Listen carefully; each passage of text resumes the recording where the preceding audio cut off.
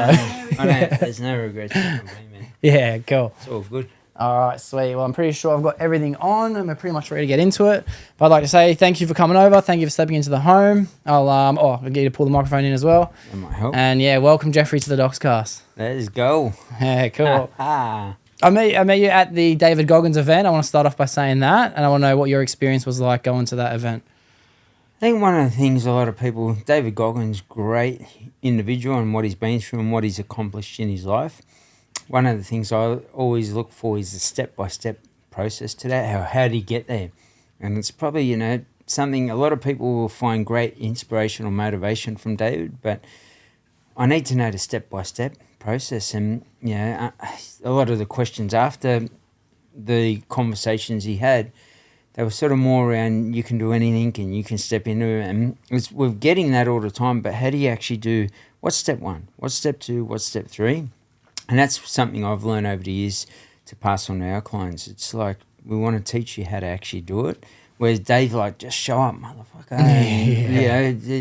Be the baddest motherfucker on this planet. And as long as you do that and you think to yourself, that's the way, you're going to lose some of that motivation at some point in time. You've got to be built really differently up here. And even that and understanding that usually comes from where, he came from rock bottom, and same thing with myself. Then you had other entrepreneurs that were there, JT Fox, who is a coach of ours, Ethan Donati, Aaron Sansoni, Mark Burris, Nick Kyrgios, Michelle Bridges, all great human beings. The reason why I go to these events, I never got to grow up around those people.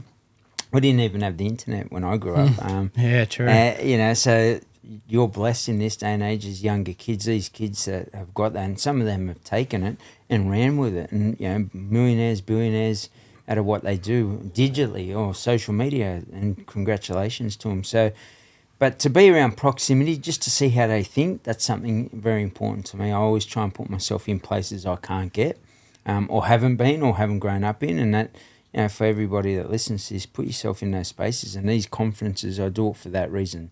And then take away as much as I can. Take a pen, take a pad. They're dumping some of the greatest bits they've, built themselves into over X amount of years. Mark Burris, I believe, is in his 60s. He's given us bundles of knowledge in there.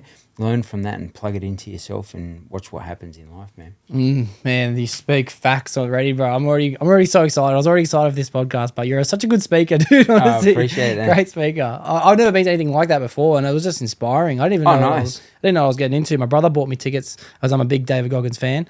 And man, I just left feeling like $1 million. I'm just like, this is my planet. What can I do? Can I ask you then? This is why I say to people, first event, and people go, you feel inspired, but after it, and this is what I mean about Dave, and I mean it nicely, Dave's a beast, right? Around what he does and how he does it for him. But now the inspiration, what is it that you got the inspiration from, and what were the step-by-steps that you've put into place since that conference? And a lot of people say, I just wanted to run through brick walls. And I'm like, that's great, right? And stay hard, motherfucker. That's great too. But now, what's the step-by-step to start your business? Step out of your emotions, step out of the stress that we heard many of those people ask Dave about. Because, it's not about just telling you that you just got to keep going or you got to keep running or stay hard. It's about how can I actually then start to unpack what's in my invisible backpack and deal with those emotions that came from past experiences to build us into a different beast. And you can tell yourself stay hard, motherfucker, in that moment, but knowing how to get out of it's they're two totally different worlds. I think so too. I think, to be honest, I don't even necessarily go there and I will continue to go to things like that in the future, not just for the fact of how do I do it? I just found inspiration to see what can be done if someone goes for it, Love that. And that's pretty much what I got, especially from Michelle Bridges from number one, the first person for the day to start speaking. I thought she was unbelievable and great story and a lot of adversity in her story, and she's been there, done that, and we all get it. People, that are, whether they've been on drugs, alcohol, we all go through times, man. We all got a story. And we go through how we handle our emotions at particular times. We don't know the depth of her struggle, stresses at points of time, and then we'll judge the person on the decision they make. And we're not proud of those moments, but I'm to hear her story is unbelievable, very inspiring, and it shows you if she can, we can. Yeah, definitely. So I'll be going to as many of them as I can in the future, and to take away from it, I feel like I had the mindset when I went there with a notepad and a pen, and I took notes all day. I was trying to get the full experience. Awesome. And I thought, yeah, I'll be going and reflecting on this in a week or two. And I gotta be honest, I probably will never reflect on it. Like, I probably won't. But I did find myself to be like, okay, what's my story? That's David Goggins' story. You know, he didn't quit. He kept going for it. And I was actually thinking about this morning, actually, in the shower. I was thinking to myself, like, what we kind of do is we kind of balance on a tightrope between what we want and what we do, you know? And it's up to us to decide, like, do I want to be like David Goggins or not? And I don't think I want to be like David Goggins. I don't even necessarily think I want to be living the life as Michelle Bridges, but I will never become who I want if I'm not doing anything, you know? Absolutely. And it's a fine balance. So that's the biggest one out of that, what you just spoke about. Are you doing the thing? And the thing is your thing. I don't know what it is versus my thing, versus Michelle Bridges' thing. We can talk about it. We can show up to as many of these conferences and keep showing up and taking notes. Good thing about notes, subconscious becomes conscious. So the way you take notes is how you're built as an individual from your past experiences. And what that does is allow you to understand, shit, you know what? I can actually do this that way. And that, Michelle Bridges might have brought you the spark, but what happens is the spark gets you to see from a different perspective and lens, because they shared at that moment, this is what I did. And you're like, oh, wow, that's that missing piece to my puzzle plug, and I'm off and running, right? Yeah, definitely. And that's the great things about that.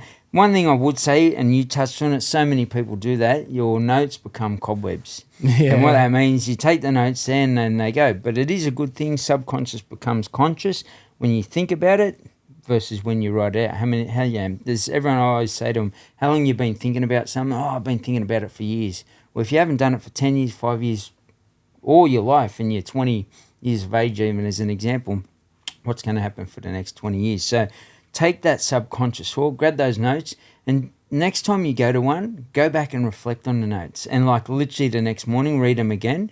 And then sort of what will happen, your brain will absorb those and actually say that to yourself real slowly. When I say real slowly, embed it in your brain by not speaking it out, but thinking it out, and then speaking it out, then writing it out again. And then what I'd suggest you put it into your weekly plan and practice that on a regular basis.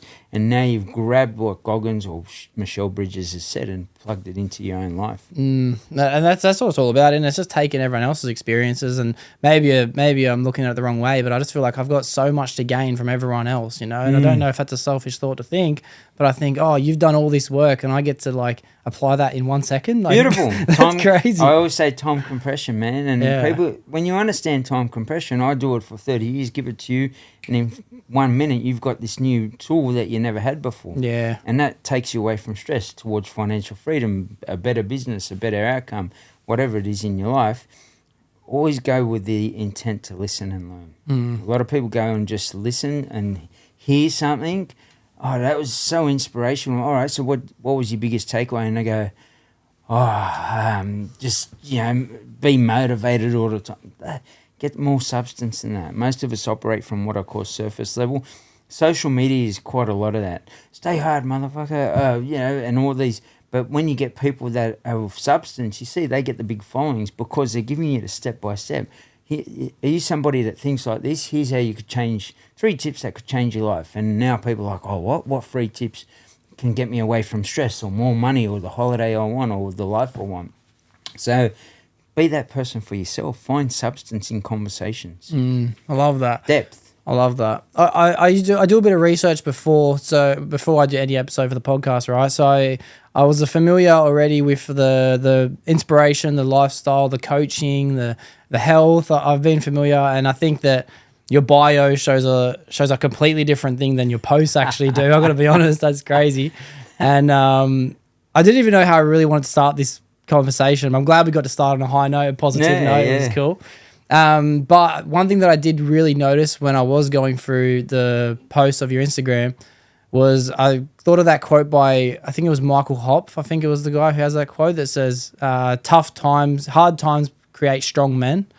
And man, the more I went down, I actually went all the way down to the bottom of your Instagram. Wow. I can't lie to you. 2017 was your first post. There you go. And 7 years ago. Oh, that's interesting. Yeah. I didn't know that, but thank you. Yeah. The first video actually was it was a thing.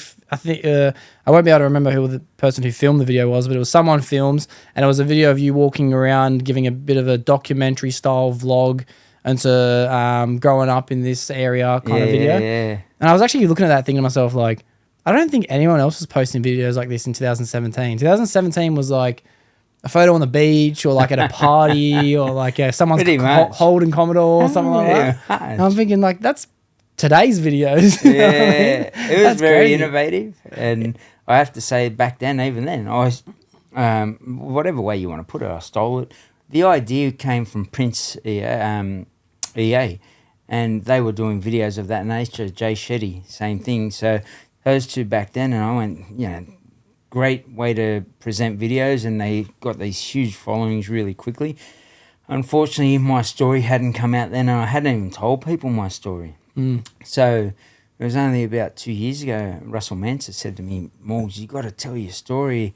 People are going to be blown away, brother. And I was like, I'm not too fussed. I was just doing the motivational thing. He said, no, bro, tell your story, link it to your business. And off we went. We started going down this path. And the thing about it was vulnerability is strength. And a lot of the times we didn't want to go back to the old past and the story of the past and how destructive and negative it might be perceived. But then I realised, you know what? I actually worked so hard to get from that person to that person today. And as you said, my bio and a post are two totally different beasts. Yeah, crazy. Like, it's just, and that's great feedback for us because we'll go away and work on that. And I don't know if that's a good thing, if you saw it as a good thing. I think so, definitely. Oh, good. Because same thing, as much as I might think it's great, we've got to listen to the audience and say, far out, that's great, let's have a look at this bloke's feed and post. And I think once you understand that conversation, it means that the vulnerability is strength and you don't know everything and I can learn off you and anybody within my circle, and I'm committed to that to the rest of my life. So I'm always going to grow and learn from people in that sense. And, there are people that go back and say, hey, like posts, right on posts from 2017. And I'm like, wow, people must have scrolled back pretty far, which is great because it means that we provided enough value for somebody to actually say, I want to dig deeper and find these little, pieces to the puzzle we spoke about before. It's crazy. Honestly, there's 5,000 something posts. So it's crazy. Insane, hey? That's crazy. And mate, in my phone, and there's probably 10,000 posts. I'm not joking. Literally. And I'm talking videos, I'm talking photos, and if I went and left this planet, and we're not promised tomorrow. As we came here, I was just saying, I don't know if you know on that main, no doubt you live close. There's a whole heap of flowers around the pond, two young kids. Yeah, the pictures. 2 boys and Grazil, yeah. Oh wow! Yeah. So I don't know the story to that, but it just shows you don't know. Like we're not promised tomorrow, and that's a reminder to me. As I came here, I was like, wow, they're so young. Sal was actually sitting there going, this is so sad, like to see those two young photos on a pole and so many flowers around it. So I just keep shooting content. And, if I pass, there's 5,000 videos and that took me 7 years. Well, you know what? You got 7 years worth of content sitting there. Plus, there's some with videographers and also they can go out and chop that up and no doubt it will get shared at some point in time for the right person in the right way. Yeah, I think what you're doing is you're inspiring a lot of people, but you're also leaving the biggest gift you could ever leave behind to the people who love you the most, And I've always thought to myself, like, to have 10,000 hours of footage of my old man when he was growing up would be the biggest gift I could ever get. Right. And it's like I'm on my own selfish journey, but I might be able to give that as a gift to my children one day, as well. Absolutely. And even like one of my mates passed away on Christmas Eve, and his family, obviously, my heart's for them right now. Like they're going through a lot. Yeah. But his parents have been like, because when I was starting off the podcast, it was all my friends, one at a time, for 60, 70 episodes in a row. I was so blessed with my friends, even though they did not want to be doing it. He was one of those mates that came over. Nice. And his parents are like so grateful that like they have this 2-hour episode to listen to him speak. And I'm thinking, man, I was doing this for me. Like I didn't mean for this to be for someone else. Absolutely. So content is. Oh man, I don't want to get emotional too quick in the episode, but it's like it's the biggest gift in the world, I think. This year Jackson Tippett, last year I should say, Jackson Tippett lost his life, and I was able to create a Dropbox, and we got all the videos that we'd put together and put them into the Dropbox for their family. And they can reflect on that and moments when they want to just jump in there. And it wasn't just from me, it was from everybody that had some. I said, put it in this Dropbox and give it to the family, and I'll chase more up for them, because they just might want to just watch him at one point in time, 30 years of age. And as I said before, we just don't know when we're checking out. It could be tomorrow, and if I got X amount of pieces of content sitting in the bank, whether it's for the partner, whether it's for the kids, whether it's for, future people to live better, time compress things, then it's a good thing. Yeah, I think so too. Beautiful. And rest in peace, obviously, to Jackson as well. We were going back and forth for a while, and I think he was living up in Queensland, I think, in Sunshine Coast, I believe. That's where he was living mostly. He was down in Sydney, and it was honestly not too long after he passed away, and I thought to myself, like, man, he inspired me to get up, get to the gym, do things like that. And like, I don't know, just the impact people can really have by, and I know I'm going to go in circles by saying it again, that people can have by actually just taking action and posting videos goes so much further than, I'm worried about what people are going to think, you know what I mean? Like, Absolutely. People reach people, bro. People reach people. And I'd say this to everybody, because a lot of people, if I said, come on a podcast with me, they'd say, no, we've all got a story, man. And your story, if you unwrap that, I found that I healed quite, I wouldn't say quite well, I healed myself, because I started really seeing it for what it was. I'd say, it was that person's problem. I wasn't that person. I just look at it and go, I just had a realization in that conversation. It's like anything. When we have a problem, we usually sit down and talk with friends. My biggest thing, firstly, don't do that, because what you're doing is reinforcing what you don't want in your life. Talk about the solution with your friend and say, hey, I've had this happen to me. I just love your advice, and usually do it with one friend that you highly value their advice, and that they're emotionally intelligent. They'll sit down with yourself, guide you in the right direction, and they won't talk about your problems to anybody else. You respect them, you trust them, and you value that conversation. But in general, try and find that solution to your problem first by yourself, not somebody else. Like if I keep ringing you and saying, hey, I want to talk to you about this, and just keep reinforcing that, even if it's with the one person, rather than just say, hey, I'm going to put a nip in the butt today. Here's the solution to the problem, and work forward. And people are like, yeah, but you should talk about it. I'm like, I did talk about it. Do I want to sit in the emotions and stress of it? Did I feel it in that moment? Yeah, I did. But do I want to go back there tomorrow? So do you want to go back to stress? Do you want to go back to sadness? Do you want to go? No one wants to do that. So let's find the solution as quickly. And that's how I operate. Like literally, my brother dies last year, February, and doesn't mean I just get over him, but it means that I just can't sit in it for the whole year. Otherwise, I'd still be sitting here going, oh, you know what, my brother's passed February last year and I just still haven't handled it. I've handled it to the point where I say really quickly, life's precious, man, and I'm not guaranteed tomorrow. What are you going to do about it today then? And what did you do? And is it in your weekly planner? And guess what? Show me or show everybody that you got no fear of it. And I think that's what I use social media for, to stay accountable to me. And a lot of people, like you said, this podcast is selfishly for yourself. We don't be selfish enough to ourselves because we want to please everyone. Oh, you're right with the drink. Let me get you that. And I'll do this. Just do everything for yourself this year. For 1 year. Really do it for yourself. Your kids, your friends, and everybody else will have the impact of what you do. Oh, he's got a podcast. No way. Oh, I wanted to do a podcast. Let's talk to him. Oh, I got a business. Well, guess what? And now I'm going to start my business because of you. Organically, without saying nothing, people will know who you are. They'll speak for you. You don't have to, and I don't have to say that. Spaniard's podcast, I always go back to that. And his introduction was Hood Superstar. And that was what they said about me. So I didn't say that. Does that make sense? And your actions cause that reaction. And I don't mean that in a big head way or anything, but just do it for you to be who you want to be. Define that and live it every single day in your weekly plan and watch what happens by the end of this year. I think I've actually been thinking about that for the last few months as well. I think to myself, I think maybe being selfish might be one of the most selfless things you can do. 100%. Yeah. And you've got to disappoint people. That's the oxymoron of it. Because I say you got to disappoint people and you're like, oh, I don't want to do that, bro. And I'm like, well, if you can't say no to your family and yes to yourself, guess what's going to happen? Can you help me with this? No problem. Can you do that? Yep. No. Yep. I want to start this podcast, but I keep helping my mum, my sister, my partner, my brother, my good mate, we could always help somebody. If we filter ourselves, we'll find what we're looking for. So if you want to help everybody, I'll help you with that. I'll help you with that. I'll help you. And your time gets what? Dished out to everyone. And if you do that to between one person, you split your time 50-50. 4 people, 25% to each. And now 25% towards a podcast, you're going to do the podcast and 5 months later the podcast comes out. When's the next one? Next 5 months. Yeah. You've just got to be selfish and really say no to everybody else and yes to yourself. Gangster.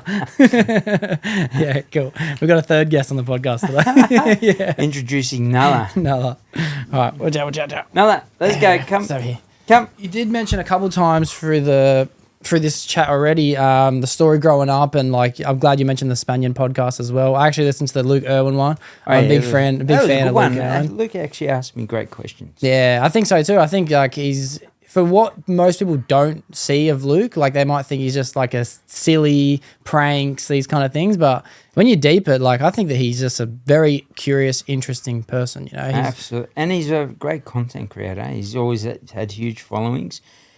And you've got to be a bit here, there, and everywhere with your content. Sometimes I feel like when I say that, I shouldn't say. He's done it his way, and he's been very creative his way. Versus me being more around business, mindset, leadership, well-being. He's obviously going down the path of entertaining people, and his entertainment could be one day he's vlogging, next day. And it's great. He's obviously, up there. He goes to the TikTok Awards as an example. With those awards, he's a content creator. And those are the other creators in that space. We're in there and we're getting ambassador roles, invites. We're part of the Instagram or the TikTok ambassador roles. So you're getting paid for those opportunities. And he's mastered it. He's done really well from it.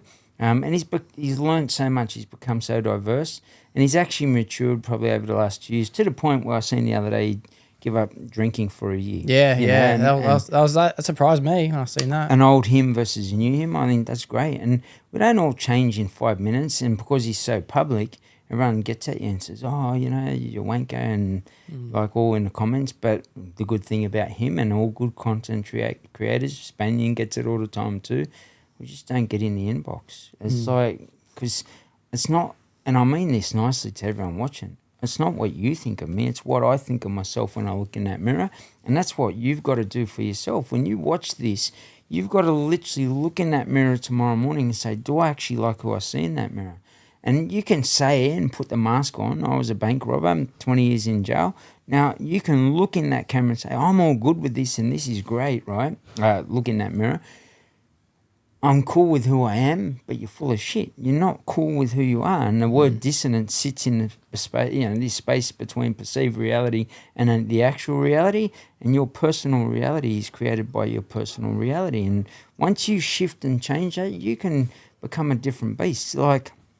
It's people just don't understand that conversation, and they'll just keep going and accepting what life's dished out to them. Yeah. So here's the program of life. All right, well, I'm going to do that, and I'll retire at 70. I ain't retiring at 70. I've retired now. So, and when I say retire, you get to pick and choose what you do.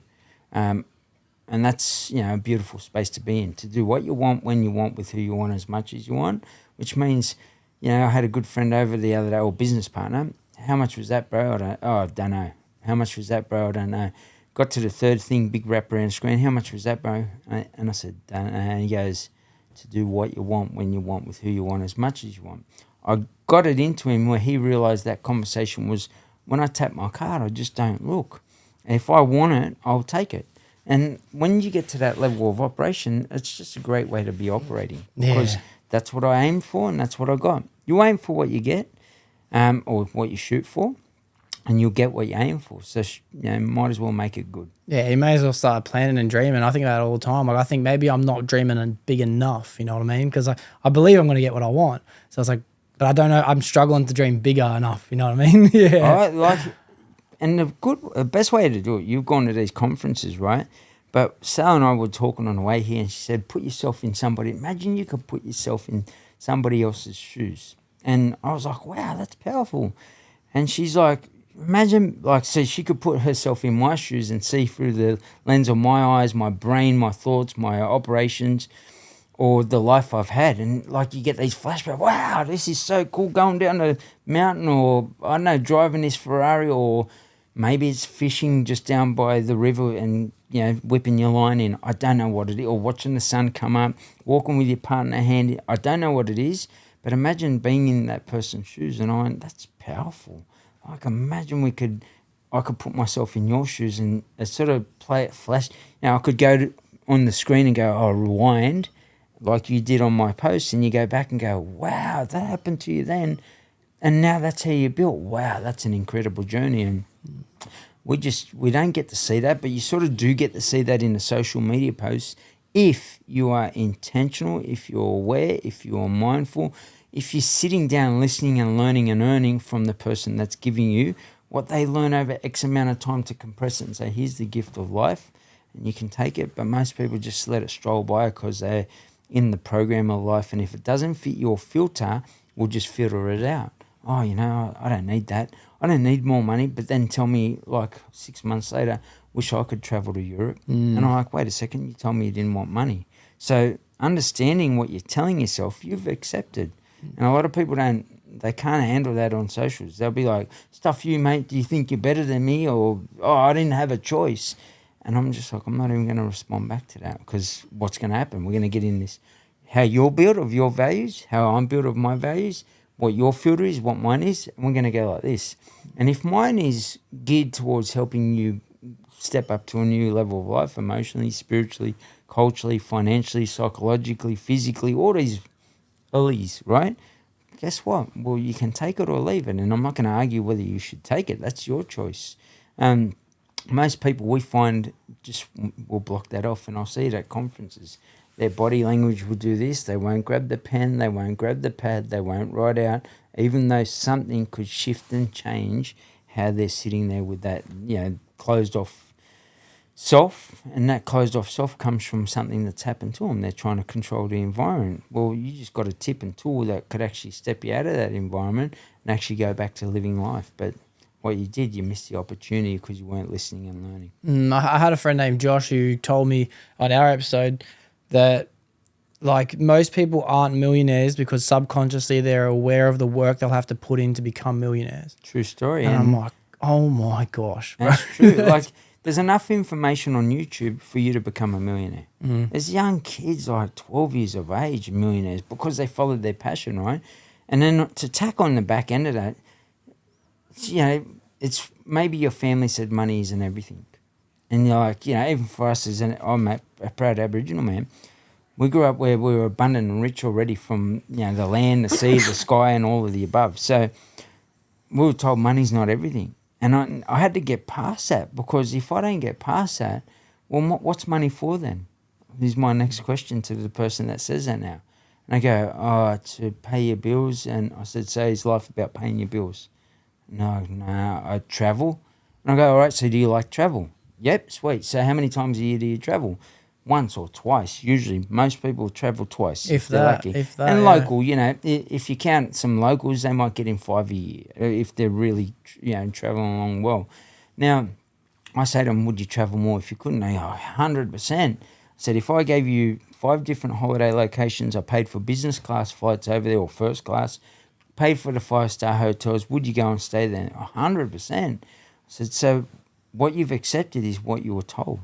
And what you were told isn't what you want from your life. But as your friend said, Josh, it's the hard work in between. And you got this, and I'll put it to everybody. You can put in the hard work for the next 40 years for your business, my business, or somebody else's business, or you can put in for 10 years worth of solid work, very directional, intentional to what you want from life, and set yourself up for life. What do you choose? No brainer. It's easy. But most people don't want to do it, so they just go, I'm just going to get a job. And they'll say this, I'm just going to get a job for now so I can pay my bills. Once you're in the grind, what happens? I don't have time. I'm too busy. And I'm like, well, when will it happen? If it has, how long has it been in this new role that you said you were going to do just for a little bit of 5 years?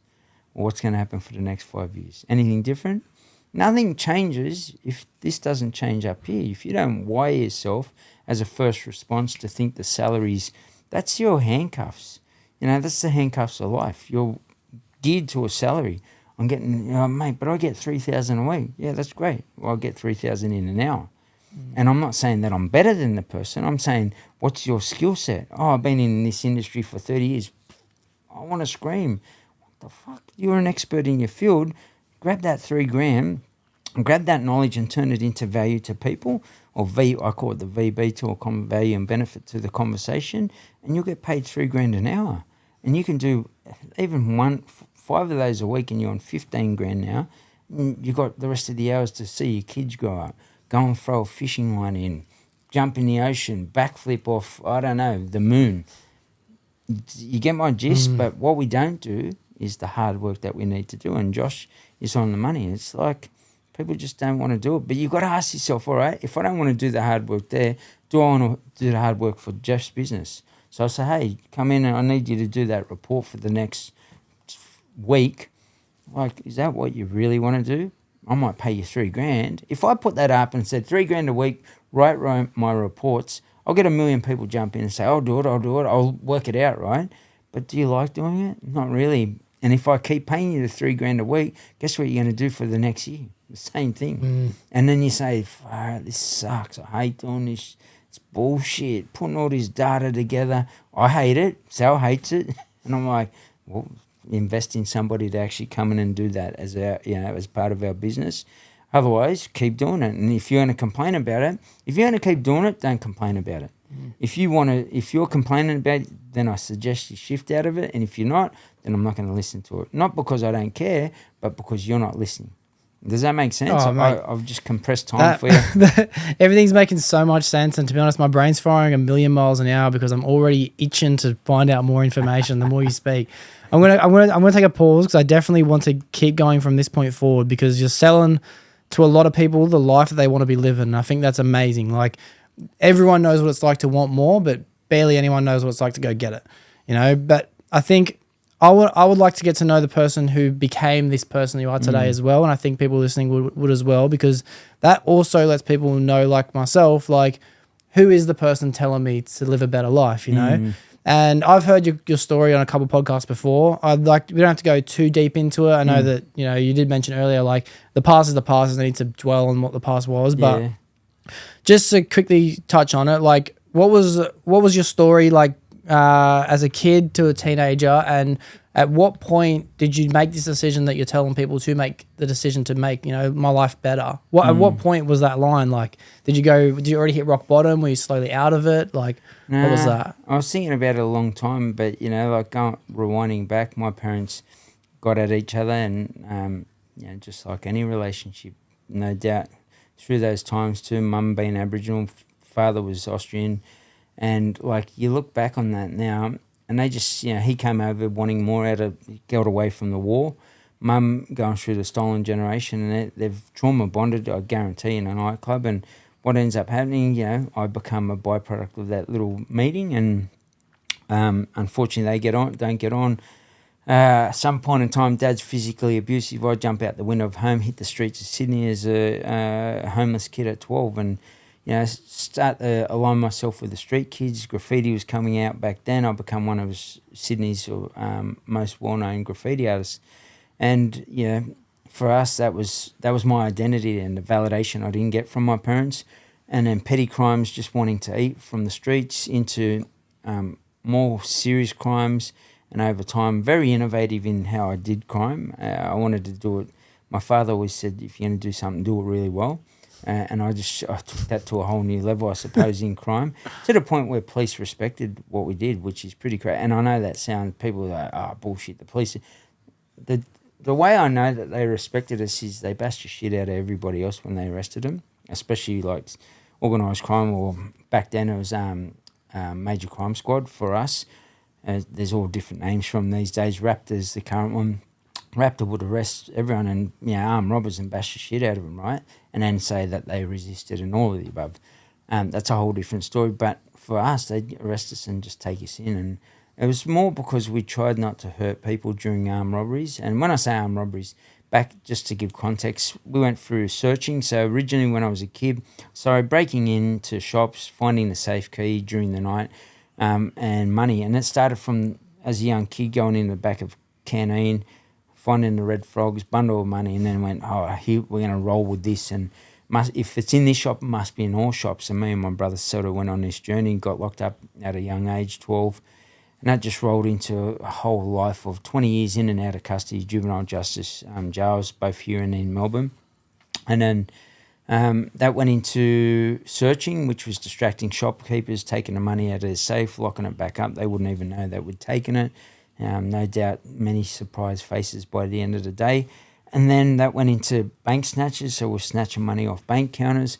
Then into ram raids at the same time, and luxury cars, Porsches, Ferraris, Lamborghinis, Audis, whatever it was. And then that turned into smash and grabs in the middle of the day, didn't have a care. We came from Redfern, Everleigh Street, Redfern, and that was one of the most feared neighbourhoods in Australia's history, for the wrong reasons. So just growing up in amongst that, all my role models were just people that had been to jail and served lots of time and were robbing armour guards. And I was like, by 16, let's go and get out and, get into these bank robberies and armour guards. And you think to yourself, this is, a 16-year-old kid being involved in that stuff and thinking it's normal, just insane, eh? Like, Oh, for sure. Sal always says to me, which is my partner, says to me that, she doesn't even equate the two people that she knows now and that old person and version. And I'll never be that person again unless I have to defend, my partner, my dog, my cat, my people, my people in public. I just left that behind. That led to those bank snatches, snatching money off bank counters, into jumping the bank counter. And by the end of it, 2003, I got arrested for the last bank robbery down in Melbourne. We were watched by the police and arrested, and then served the 7 years down there and got out in 2010. I've never looked back, and it was just, that was back-to-back bank robbery sentences too, which I think that, there's so many factors, the sum of all things, but what changed it for me was, and I spoke about this recently, and because I really deep dived myself, and I used to say it was the sum of all things. I educated myself, I had enough of this, I had enough of that, my kids, my this, my that. It was more, I just know I got sick of my own bullshit. This is good life. How It's good one of is my favourite this? quotes, man. Crime, And when you get to that point, you can tell yourself all you want, but I've got a saying now, you ain't anybody until you're you. And I used to say I was me, and everyone knew that hood superstar me, but was that the title I really wanted for my life? And I was like, during that 7 years, the amount of questions in those journals, I asked myself, what do you want from life? What is life? What are you doing the bank robberies for? So is it for money, or is it to survive? Because, wait a second, if it's for survival mode, which I thought it was, is it a habit? And is the habit a good one or a bad one? I said, it's a good one. I had plenty of fun out of it in my head. And I'm around good people. We're in hotel rooms, all these girls, maybe some drugs. But was it really a good time where my kids were without a father, and those sorts of conversations? And that deep dive, when I reflect now, that's how I changed. I really started to look at how I was wired. As humans, through life, we're wired by the experiences of life that shape our character. And that character then, if you're an actor, you're going to act up. If you're a celebrity, you're going to act up. If you're a sports star, you're going to act up. It's just part of who you are. And you look at Spaniard now. When we say act up, and he'll tell you this too, I can see the authentic, he's just himself, and I'm just myself now. Whereas he'll tell you too, we had to put on his face, be tough, what, bro? Yeah, you want to get, do we want to be that person? If so, why is he still not that person? He doesn't want to be that. I don't want to be that person. But we grew up that way, where that was normal behaviour. So as humans, and those that, you don't have to be to jail to be a human, you just have to look at yourself and say, am I telling myself some bullshit that's just serving the narrative that I'm serving? Because I want to be a millionaire, but I don't want to do the work in between. Then you're full of shit. It's on you. It's not because of your parents. It's not because of the way you grew up. It's just a matter of how hard do I want to work to change who I was and who I want to be. And in between that, that's worth millions or priceless. Priceless, yeah. Right? So it's crazy. We talk about, I wish I was a millionaire. Why don't you do that to yourself every single day? Charge yourself more than you charge your phone and watch what happens by the end of this year.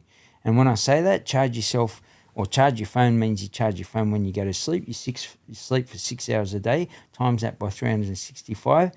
Do that, try to aim for 7 hours a day of self-development. And whether that's the business you're working on, whether that's personal development, whether that's your brain, your gut, and understanding how that functions, relationships, financial freedom, investments, which is what we do as a business, then you'll start to build yourself really strong.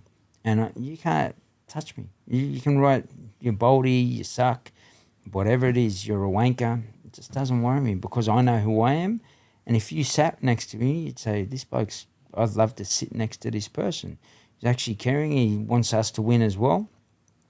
The only people that write that stuff is usually somebody that's below yourself saying, who do you think you are or something of that nature. I've never met somebody above me that says, you suck, brother. They'll say, hey, you could improve and do this here. And if I'm a ignorant dickhead, to be honest with you, then I'm just going to say, bro, I know what I'm doing. I don't need your advice.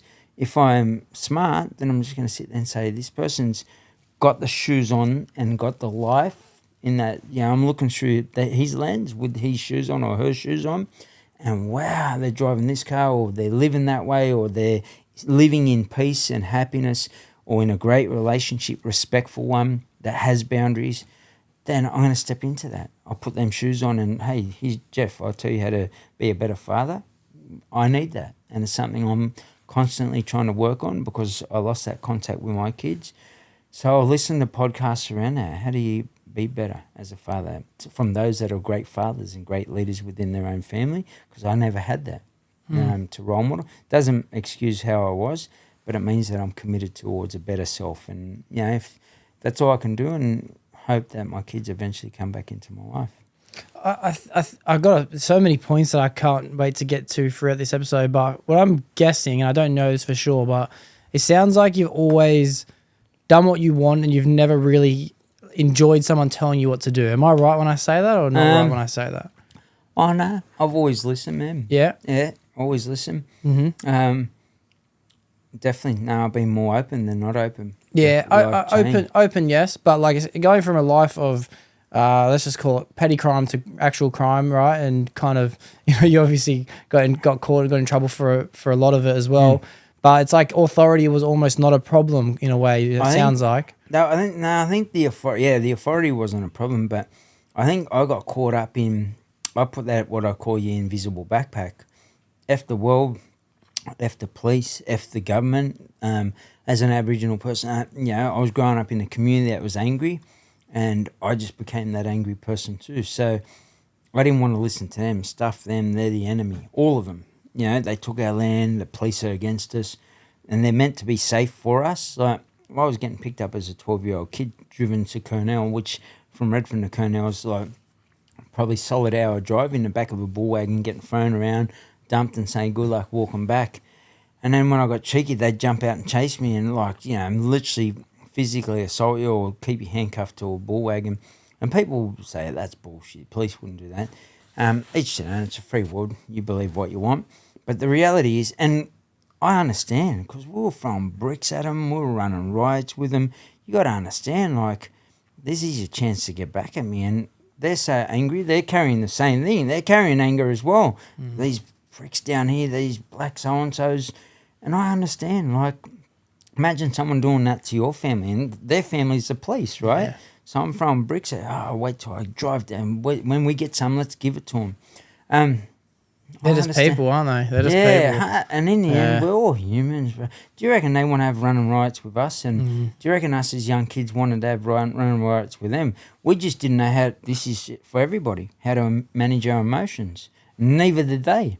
So they've never had a brick thrown at them. So when it hits one of their officers in the head during the riot and knocks him out, they're like, oh, let's get him. Like, who wouldn't? Yeah. That's your team. And this is our team. And I understand that. But what you got to do is get out of that. And that's what I did. I said, if I'm in Redfern, I can't shift and change my behaviours. So as long as I was there, I was going in and out of custody, and it was so normal. Right? I do it standing on my head. But did I really want to be in jail? Both parents died when I was in jail.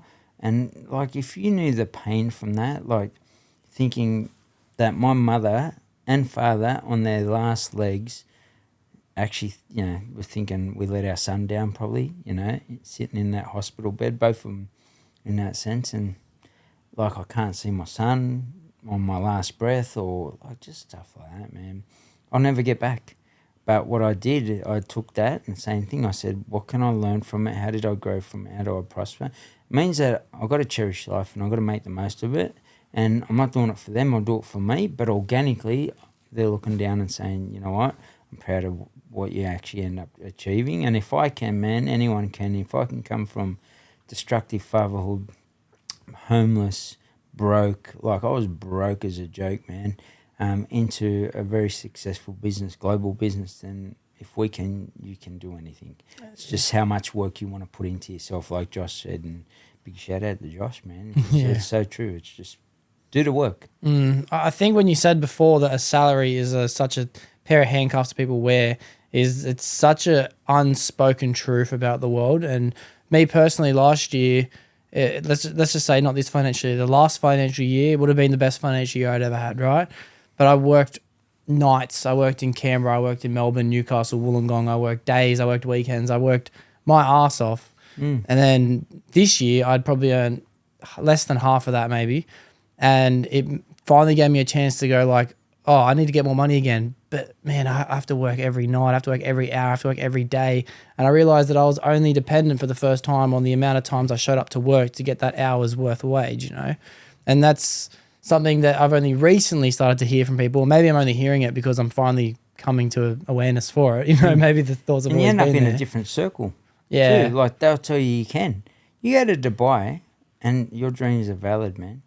50 years ago, I seen a video, there was one building and it was desert. Mate, you go there now and it's just, it's a city that just, every time we leave, I come back motivated as fuck because that's David Goggins without saying a word. Like, you just look at it and it's like fucking, your dreams are valid, Morgs. And, you know, building an island on water. Like, who does that, right? And they're building now the world and a map of the world, and you can live out on that as well. Like, it's insane, right?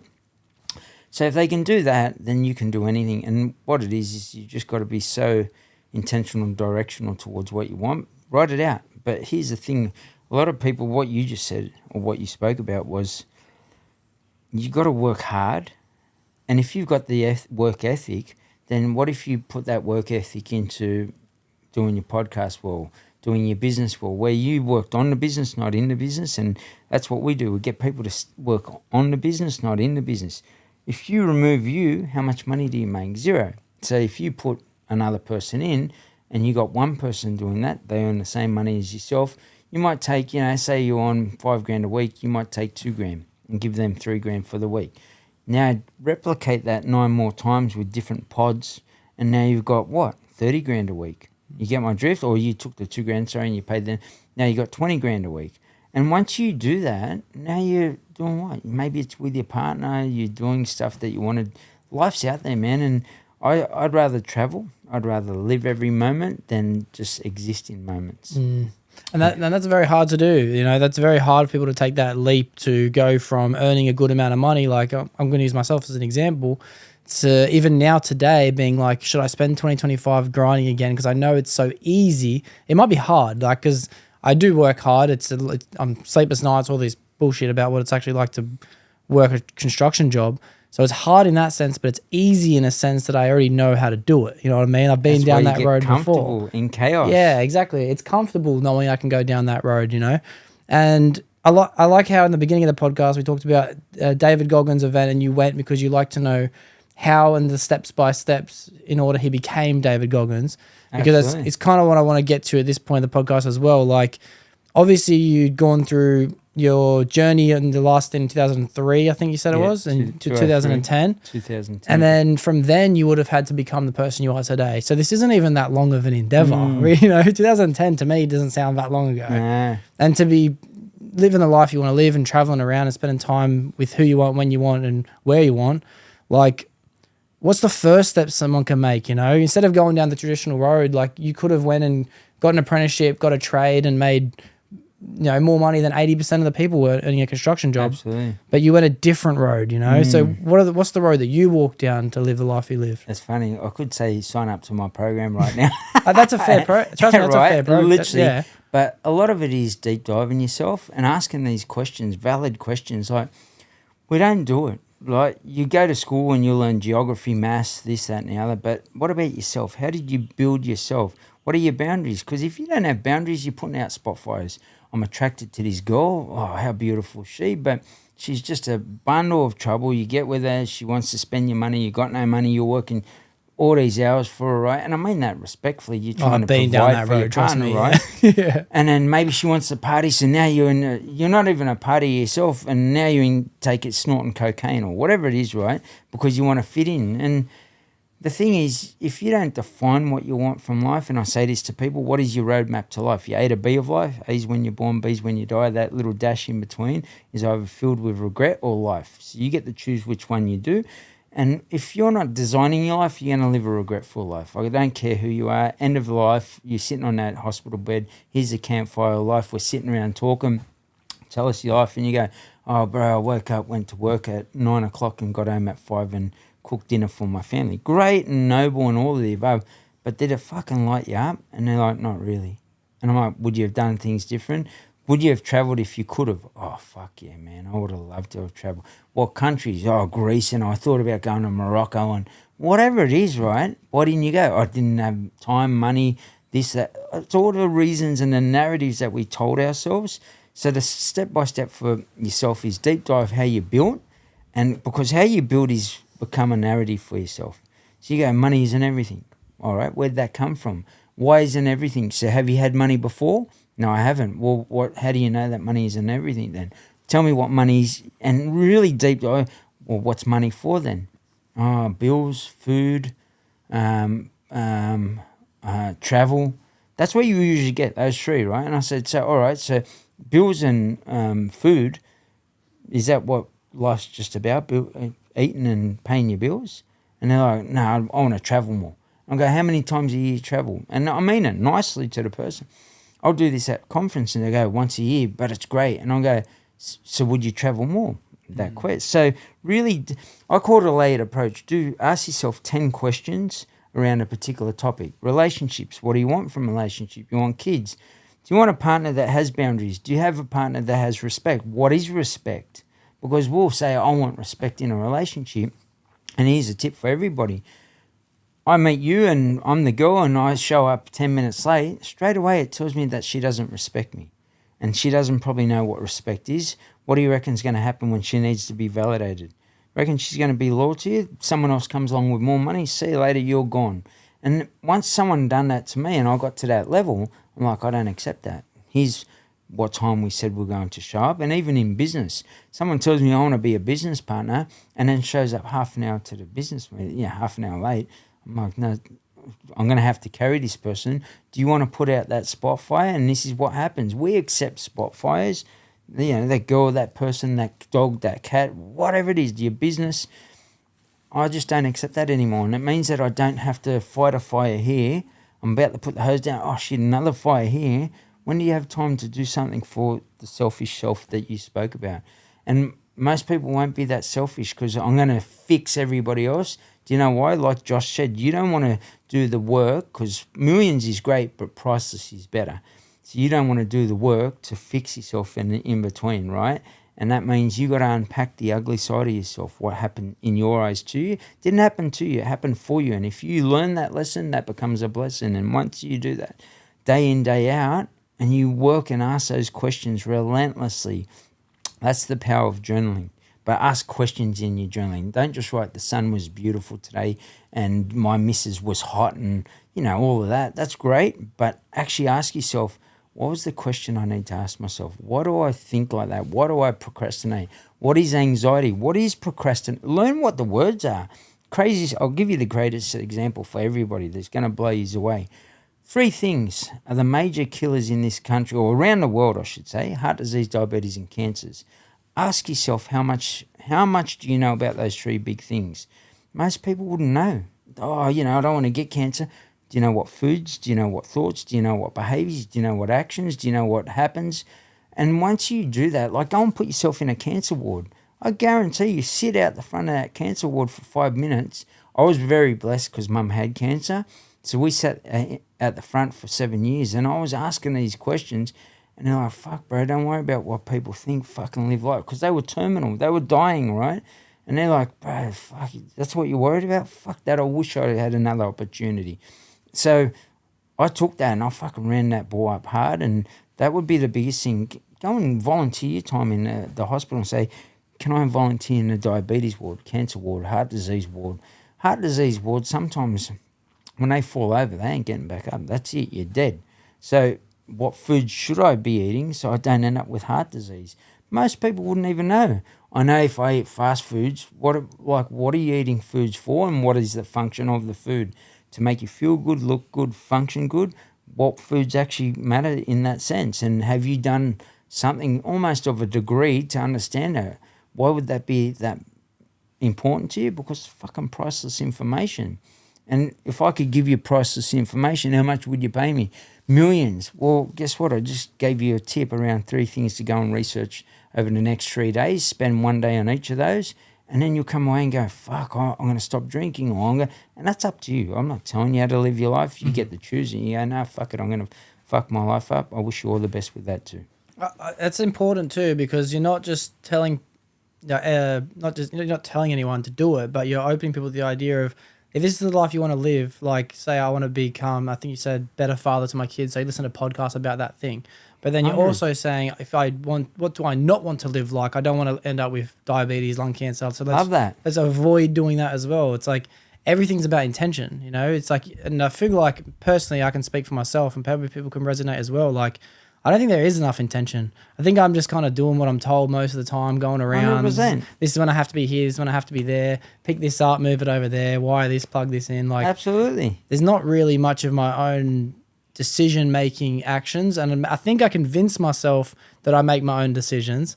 But really, because, and this is why I think it, I believe in my heart that I only ever do what I want to do.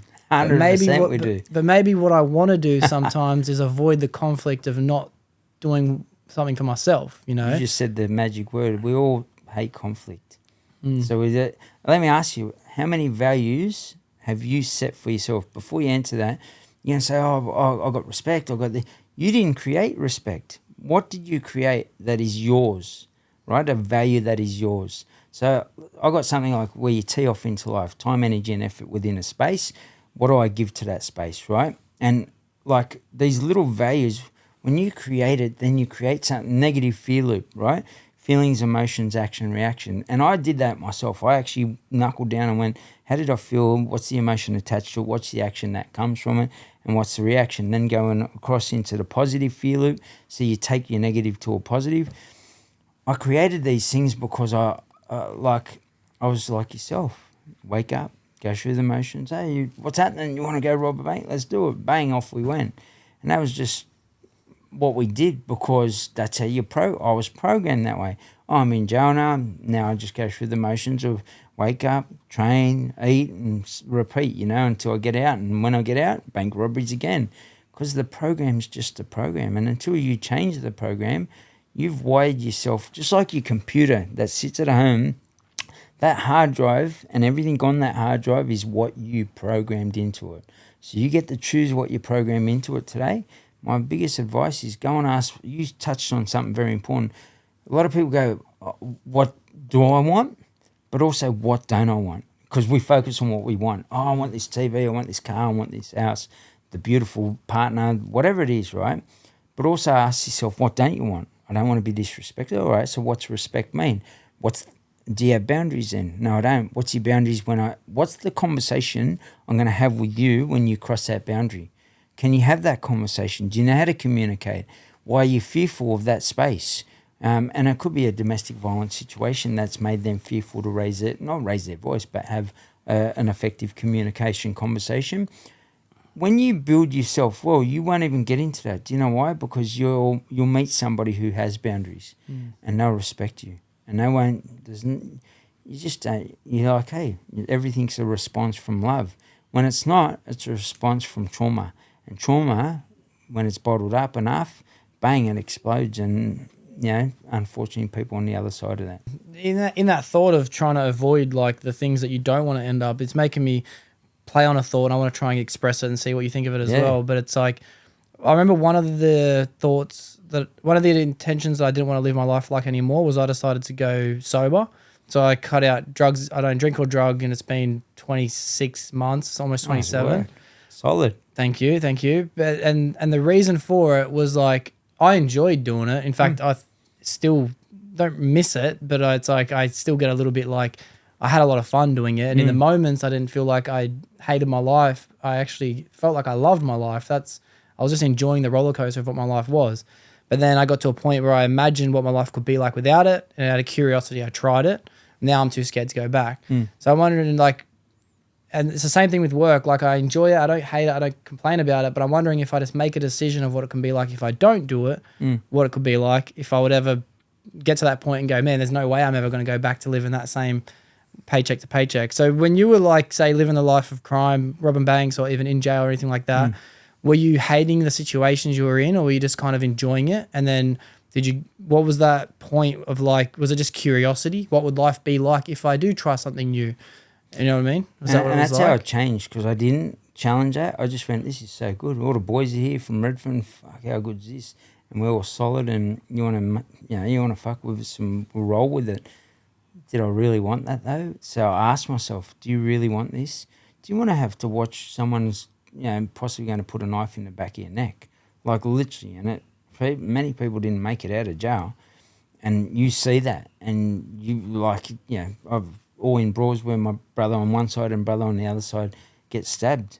And I'm in the middle of those two. Imagine why I'm fighting and their person just stabs me in the side of the neck. And that's how easy it could have ended for me. So, but I until I brought awareness to it, consciousness, and I went, stop thinking about it, or not even thinking about it, and then I said, wait a second, is this truly serving me? And even ask yourself, is the life you're living right here, right now, truly serving you? Most people will say not really. And to ask yourself, I want you to ask yourself, what would you do if you could do it and get paid for it? And they go, I'd fish, or I'd travel the world, or whatever. And when I ask this in conferences, most people say I'd travel more. So why don't you do it? Oh, because it doesn't pay the bills. Well, how could you find a way to make that pay your bills? Create a social media page that shares content, build the content up enough, and then sell hacks, travel hacks, or whatever it is, right? Things with the airlines that you get a discount from that allows you to travel more, shoot for your YouTube, share that video, and build your profile. And most people won't do it because, you've got to transition. Now, here's how you transition. You were talking about it before. They want to do this. They're in work, and that's noble and it's good, but it's not what you really want to do. If you're getting $3,000 a week here, do what you're going to do in part-time, but set some time away in your weekly planner and work towards it. When you're making $3,000 here for a period of time, let's say it's 6 months, you go, you know what, I can dump this. I'm not going to make $6,000 now, but I'm going to make $3,000, but I'm going to work on this. And that means those 8 hours or 10 hours or 12 hours or 16 hours you might have been doing that last financial year, you dump that, you put 16 hours into your own business that's already making $3,000, guarantee by the end of this year, and you try and find every avenue you can possibly find, I guarantee you'll make $10,000 a week plus. Guaranteed, right? But people won't do that because the hard work in between and the belief you've got to create is behind me showing up on a day, doing everything and getting 0 sales. New website, 0 sales.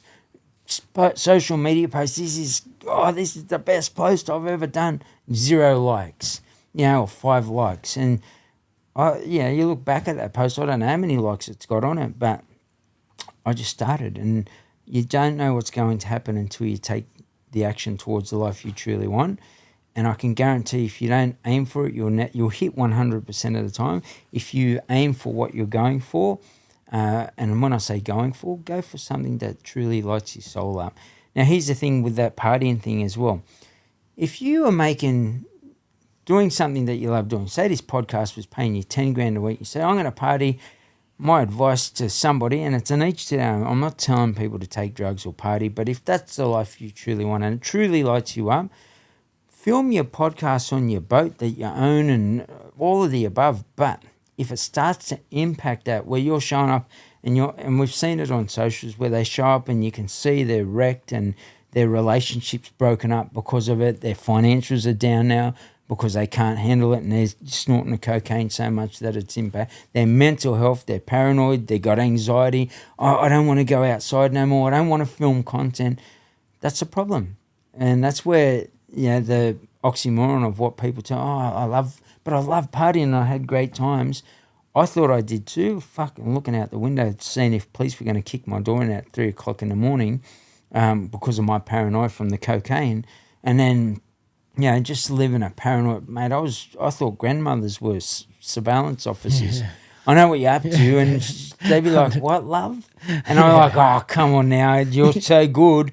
That was my paranoia. So as much as I said it was a good time, and whilst I did that, here's another thing to that. My kids were growing up. And I wasn't there for the weekends to even take them to sport because I was in a room fucking snorting cocaine. So I was full of shit, and going back to that thing, and you've got to ask yourself, maybe because you don't have the kids, you're with the boys, but could you go fishing and still have the same thing? Could you go hunting, same thing? Could you go, I don't know, whatever it is, right? Travel the world together and do that, or race go-karts. I guarantee you're still going to have mad fun with your brothers around yourself or the people that you love around yourself. Just find different avenues, and that's the biggest thing. You get to choose your avenues. But if drugs do impact your life, where I guarantee you're going to end up paranoid, you're impacting your health. A lot of people that have taken cocaine over the years end up having heart attacks later on in life. You get to choose your own adventure, and my advice is there's better adventures out there in the world. Don't get caught up in what the world tells you is good. I think that's to be honest, if drugs are so addicting because, and this isn't probably the best thing to say in a podcast. I believe drugs are so fun because they're so addicting because they're so fun, but that's the complete opposite thing that you want to be doing. Just because something's fun doesn't mean you should be doing it. Like I found my life spiraling way out of control way too many times. So even just right there, you just said fun and spiraling out of control. So what you told yourself it was fun, and even how you described it was fun, but you're spiraling out of control. So what we associate is in the room, me and you, and we're snorting, how good's this, bro? And I've got these girls coming over. You can have that blonde one, I'll have this one. Like, that's the fun we define. But then when I leave you, fuck, I'm paranoid. And you know what? Your girlfriend at home that you turned the phone off to has now left you. And you feel like shit. And now I'm going to snort more coke. Hey, I feel good again. How much fun is this? So that's what happens in that world. And a lot of the times it comes from things that have happened in our past that we haven't dealt with that numb our pain to get through that moment. There's different ways. Unpack your invisible backpack, create the strategies, tools, tips that allow you to step into the emotional intelligence of how you can actually respond to yourself. And you'll live a different way of life, and it's a priceless one of that. Maybe people just think it's fun then, and because it's the same reason why you get comfortable working the 9-to-5 job or 100%. Even being in jail. Like you just become a bit more okay with the situation you're in. You know what I mean? It's not actually fun. Yeah. If you really when you described that, remember that those scenario, questions? Yeah. I'll ask you. I say, so did you get paranoid out of it? Yeah. Did you get anxiety out of it? Yeah. Did you sleep properly? No. How was your financial situation out of it? And when you go through and ask all those 10 questions, you go, shit, what about your girlfriend? How was she feeling about you snorting cocaine? Unless she's doing it with you. And I can guarantee you this, when I got locked up, my girlfriend who snorted cocaine would go to the next guy who had money. I thought you loved me. Loved you for your cocaine or loved you for your money. And not even love. It's just you're my person. And once I got locked up, they're gone. You want to find a partner that if I did get locked up, would my partner stick by me, right?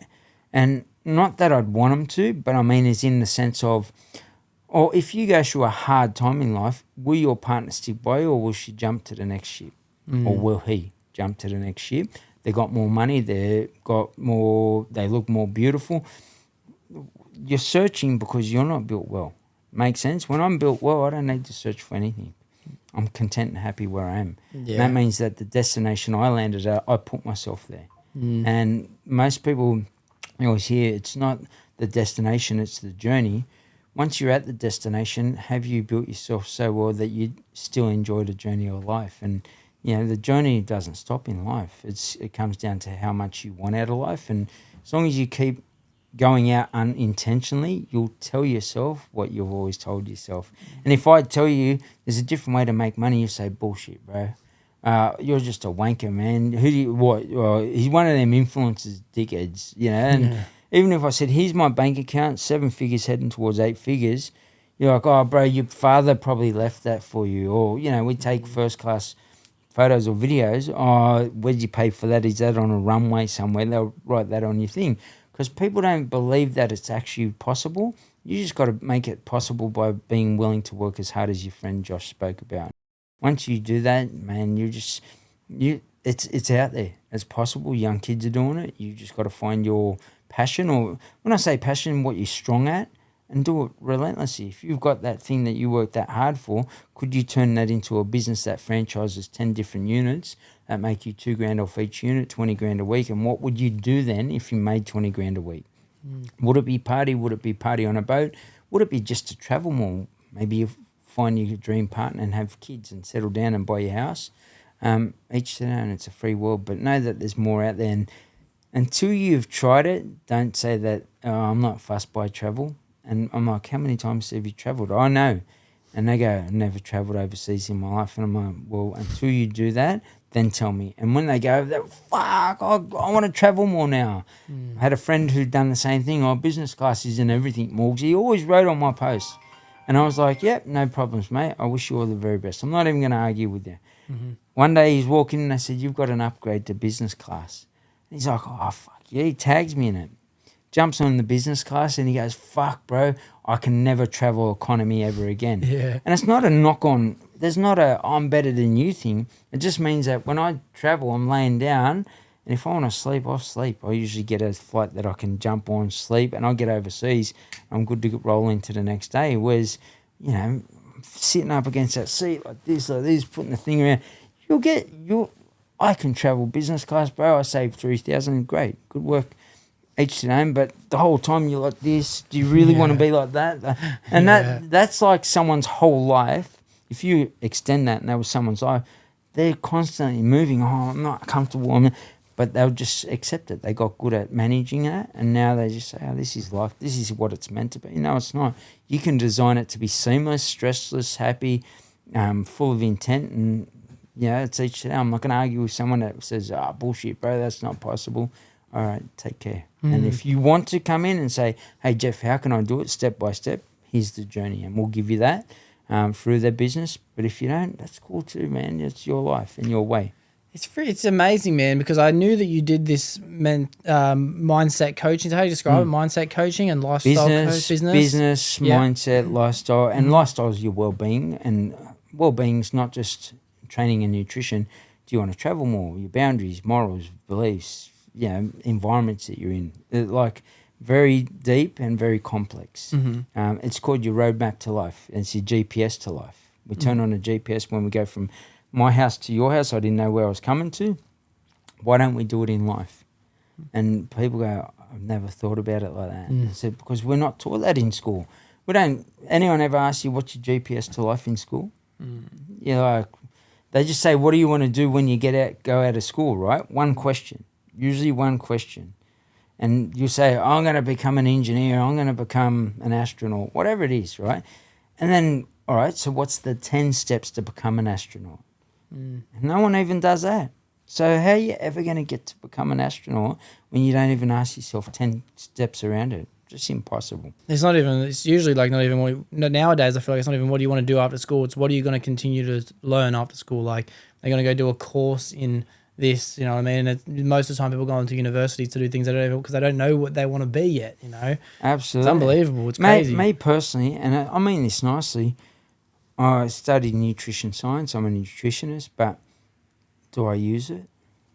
And the HEX bill that I ended up paying for it versus the business skills that I learnt practicing business, my biggest thing is spend those 4 years building a business. Because they'll come out now, they might be on 100 grand, 150 grand, maybe even 300 grand. mate, you can make 10x that, doing what you love doing and becoming the expert in your field. Not many people want to become the expert in the field because you've got to do the hard work to get to that point. Mm-hmm. To be that person. One thing I took away from the event that we met at, right, was let's just say Ethan got up there and spoke, and he brought out JT Fox, and I'm pretty sure, I could be wrong, but Ethan was a student of JT Fox's course in the beginning, Correct. Right? So I'm gaining a lot of that from people I'm seeing online that do coaching and coursing.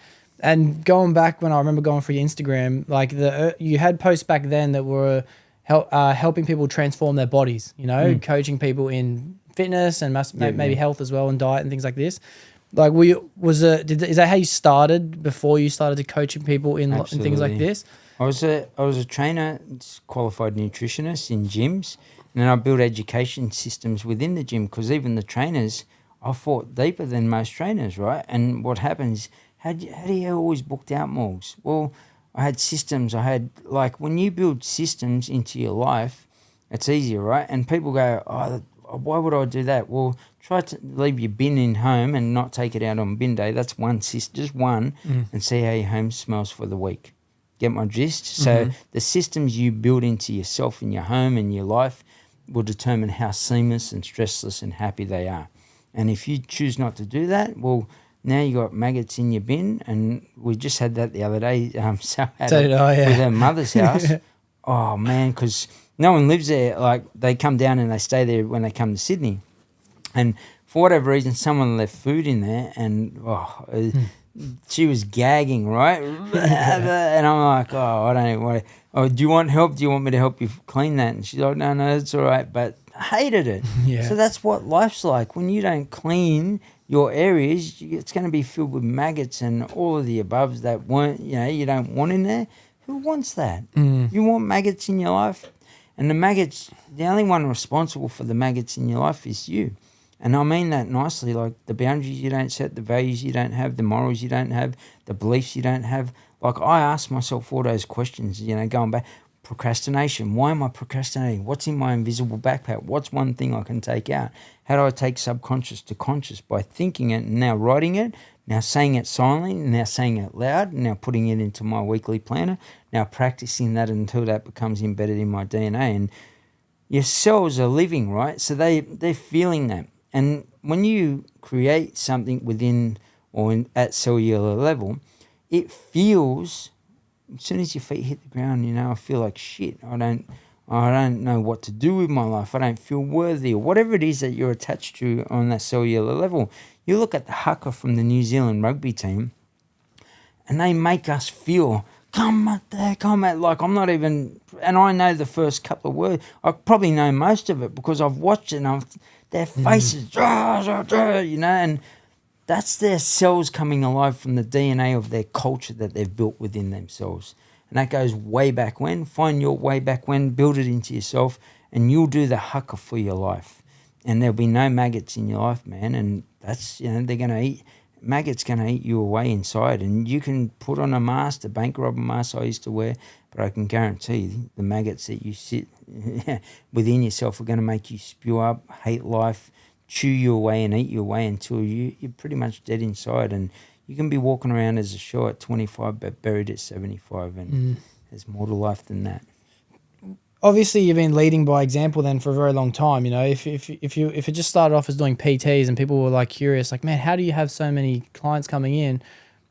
Did that come from the back burner of when you started to reflect after that last time you got out in 2010 and you're like, what do I want my life to be like? What do I not want my life to be like?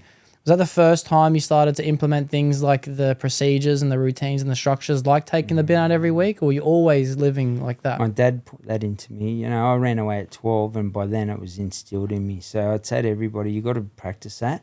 And my dad, 1,000 left foot kicks, 1,000 right foot kicks, and pass left hand, pass right hand, and even now I pass more left hand and I'll kick more left footed because I was right handed and right footed. So it become normal on both sides. You wouldn't know the difference. And to me, that's, most people won't practice that. They just, so when I got into business, I didn't want to just have a business. A lot of people go, I've got a business.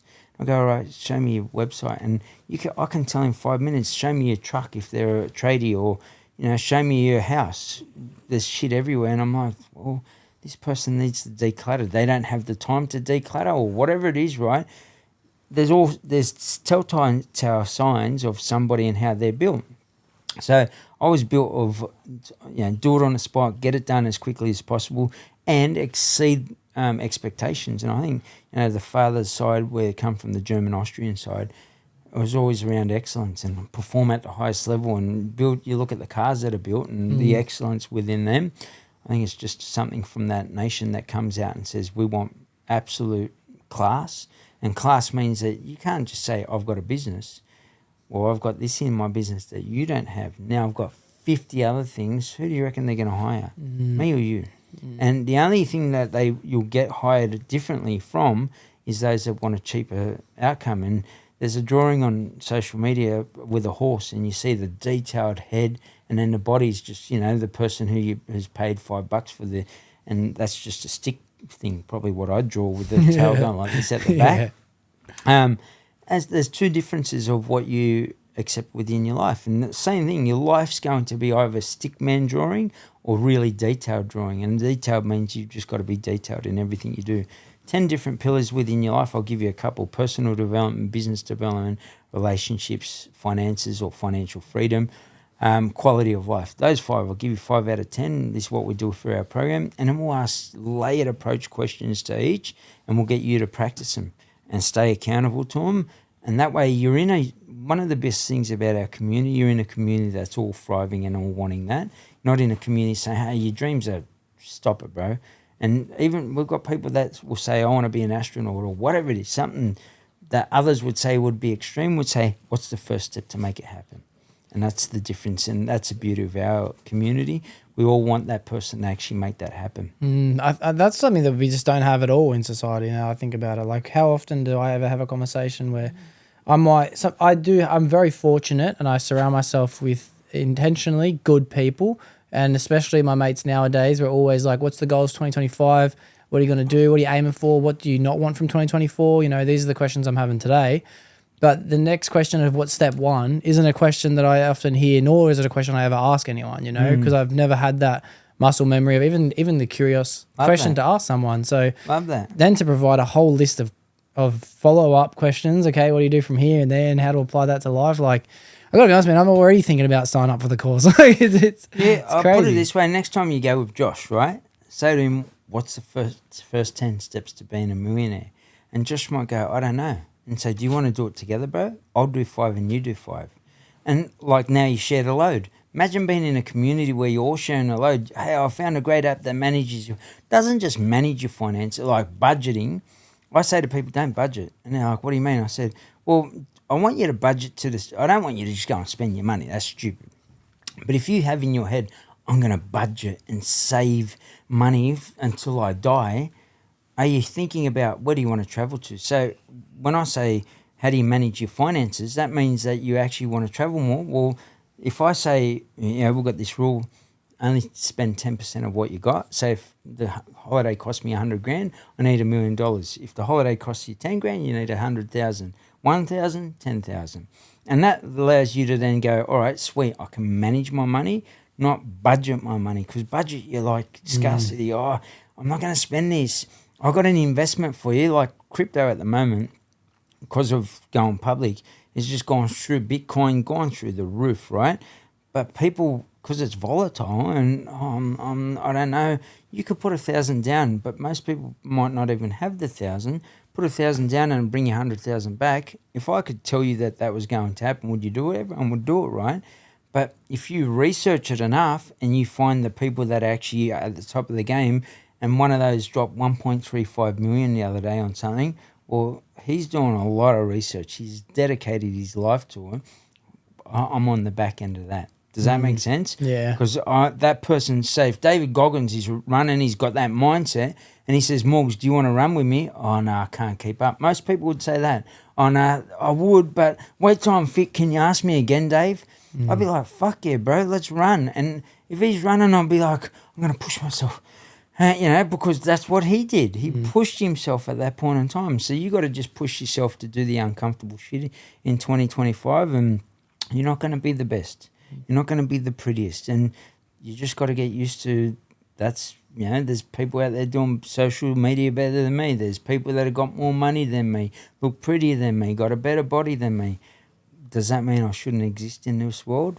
I just got to be better for me tomorrow and define that and live that every single day. It's the greatest way to live. You ain't anybody until you're you. And that means you've defined those 10 pillars and lived that, built strength around each of those. And no matter what comes through, rain, hail, or shine, you're going to survive all seasons. And, you're going to live it and love it and, live, laugh, and love.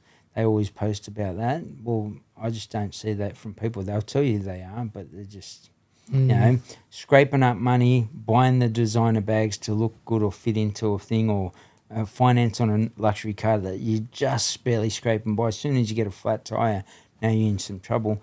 Fuck that shit. Go out and really work on yourself. And by doing that, organically, you'll start to believe. And by believing, you usually start the business that you've thought about for many years.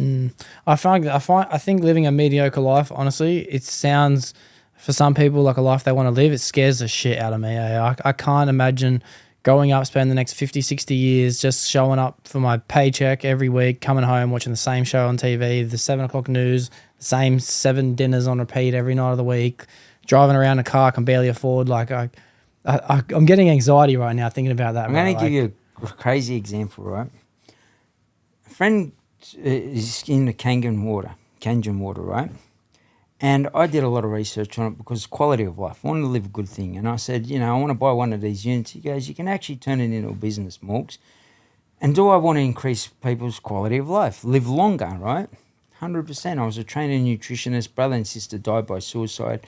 So why wouldn't I want to, and all our community buried early, why wouldn't I want to see everyone live the best quality of life? Cancer in the water across Australia, the pipes, you talk to any plumber and they'll say, bro, if you ever see the pipes, you would not drink water out of the taps. Cancer in the water, on the news, people still drinking out of the taps. Blows my mind, right? Anyway, long story short, if I say that to people, hey, would you be interested in a machine for the home for the quality of life? Oh, bro, it's a Ponzi scheme, it's a pyramid scheme, it's a this, it's a that. Here's the thing. Oh, it's a scam. I get this, right? Here's the biggest scam. 9 to 5 for the rest of your life, being away from your family, not doing the things you want, and telling yourself that that's the only way to life. Is there a way to make money online around what you're great at? Fucking oath there is. Now, this friend, not joking, the last 3 weeks, 35 grand one week, 25 grand the other week, 16 grand.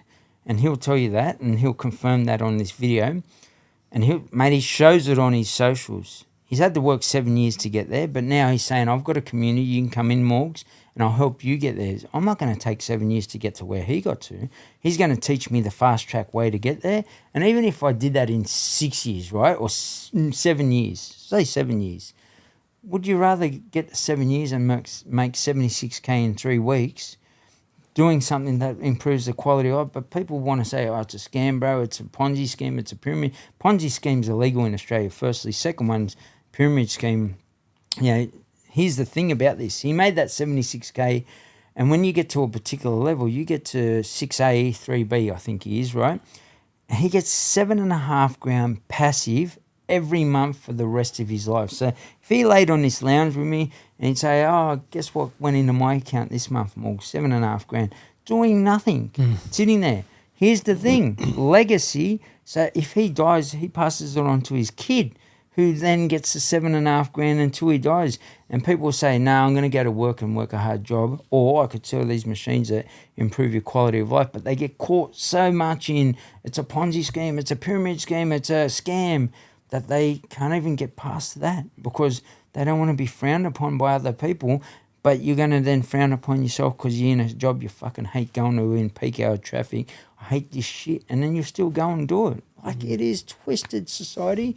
And this is why you got to ask yourself, what was that scheme you just spoke about? What could I do?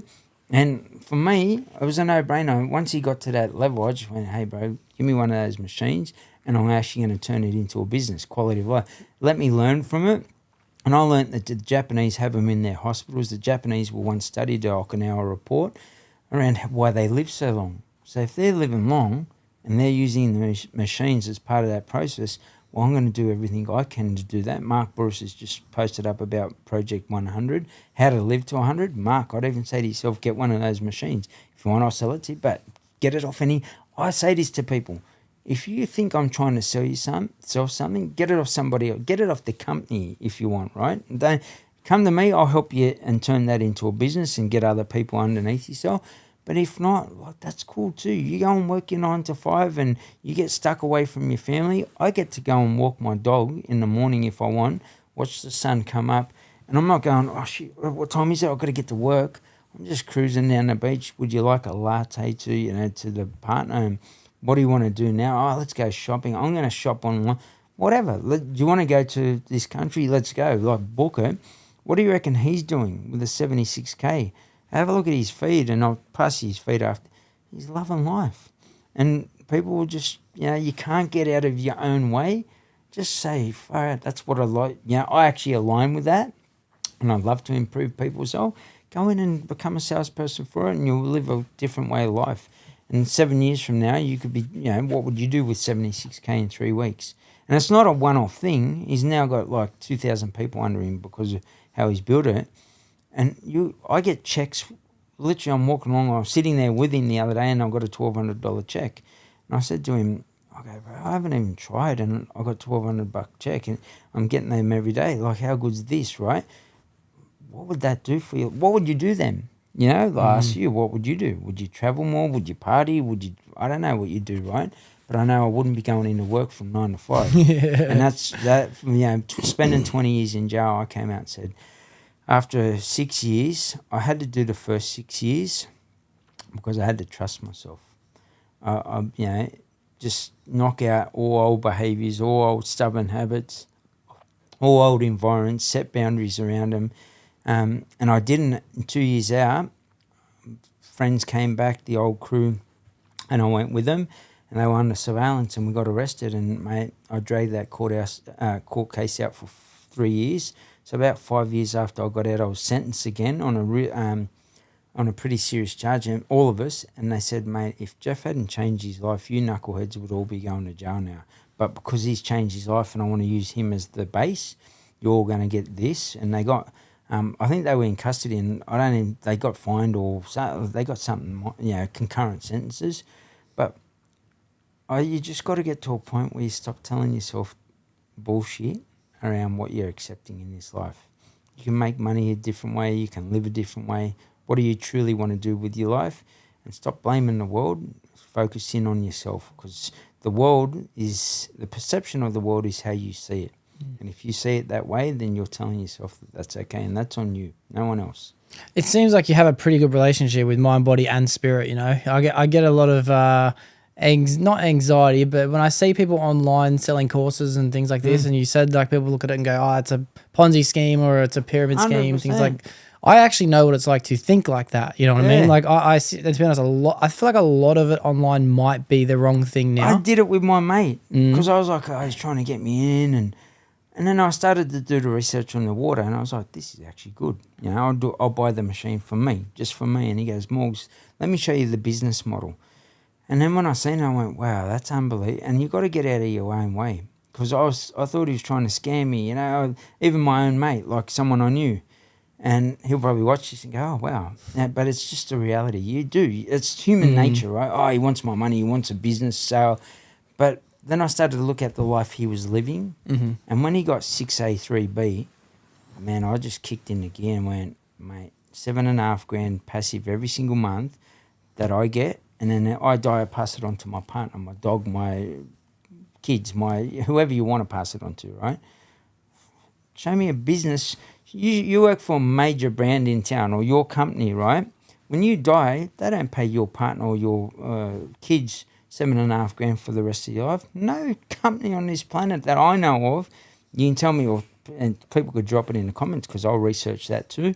And I'd sign up for that too, because that's a potential. But you've got to then, as Josh said, you got to work hard for it. And you've already got hard work ethic. So if you put your time into learning the systems, it's not hard to tell people that there's cancer in the water that the news have shown you. It's not hard to say, do you want to live longer and stronger in life and understand how cells actually function? If you not only feed it on the level of water, but also on the level of vibration around what you've told yourself and how you program yourself. That's a different beast, and you just got to get out of your own way.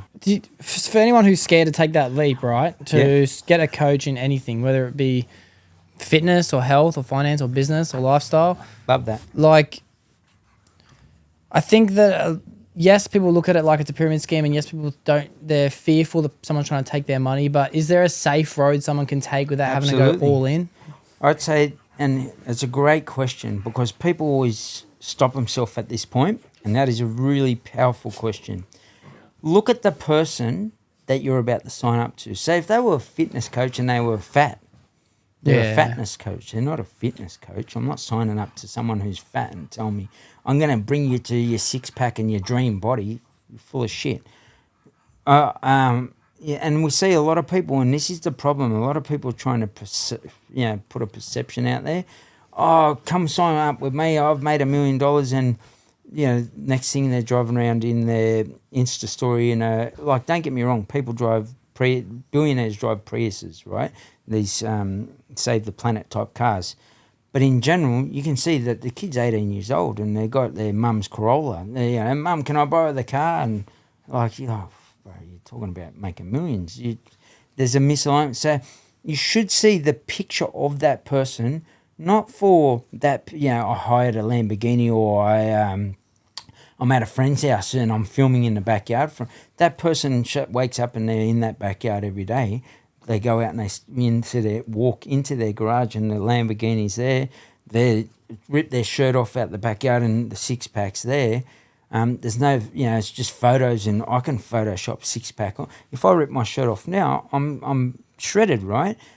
That person should be the picture of what you're signing up for. Financial freedom.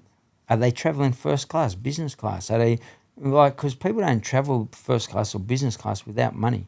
So some of them will have points from their card, and you sort of get an idea and gist. If I look at someone's social media and they were the coach and they were living that life, so that mentor around Kangan, mate, he's posting up every day his payments, like all his payments. When I was with him, it blew me away. He goes, I had 40. When I showed him the 1,200, he goes, I had 48 of those this morning. And he showed me the emails and he didn't open them. And I go, fuck, I wonder how much he got paid for that. We were sitting there. He felt my energy. And he goes, actually, there's 8 new ones. You want to open them up? I said, yeah, let's open them. He opened them up, and there was 8 to 10 grand out of those 8 new emails he got. And he had 48 from the morning. I'm sitting there going, fuck, how much did he make today? In my head, right? So that's you look for social proof or proof. I'm a trainer. I'm going to transform your life. Where's all your testimonials? Like, you look at my old page. In my phone, I've got 1,000 transformations in there. So if I posted them and I said, you want to transform your body, people go, I'll sign with you, Morgs, because you've transformed big people to big people, meaning they built muscle.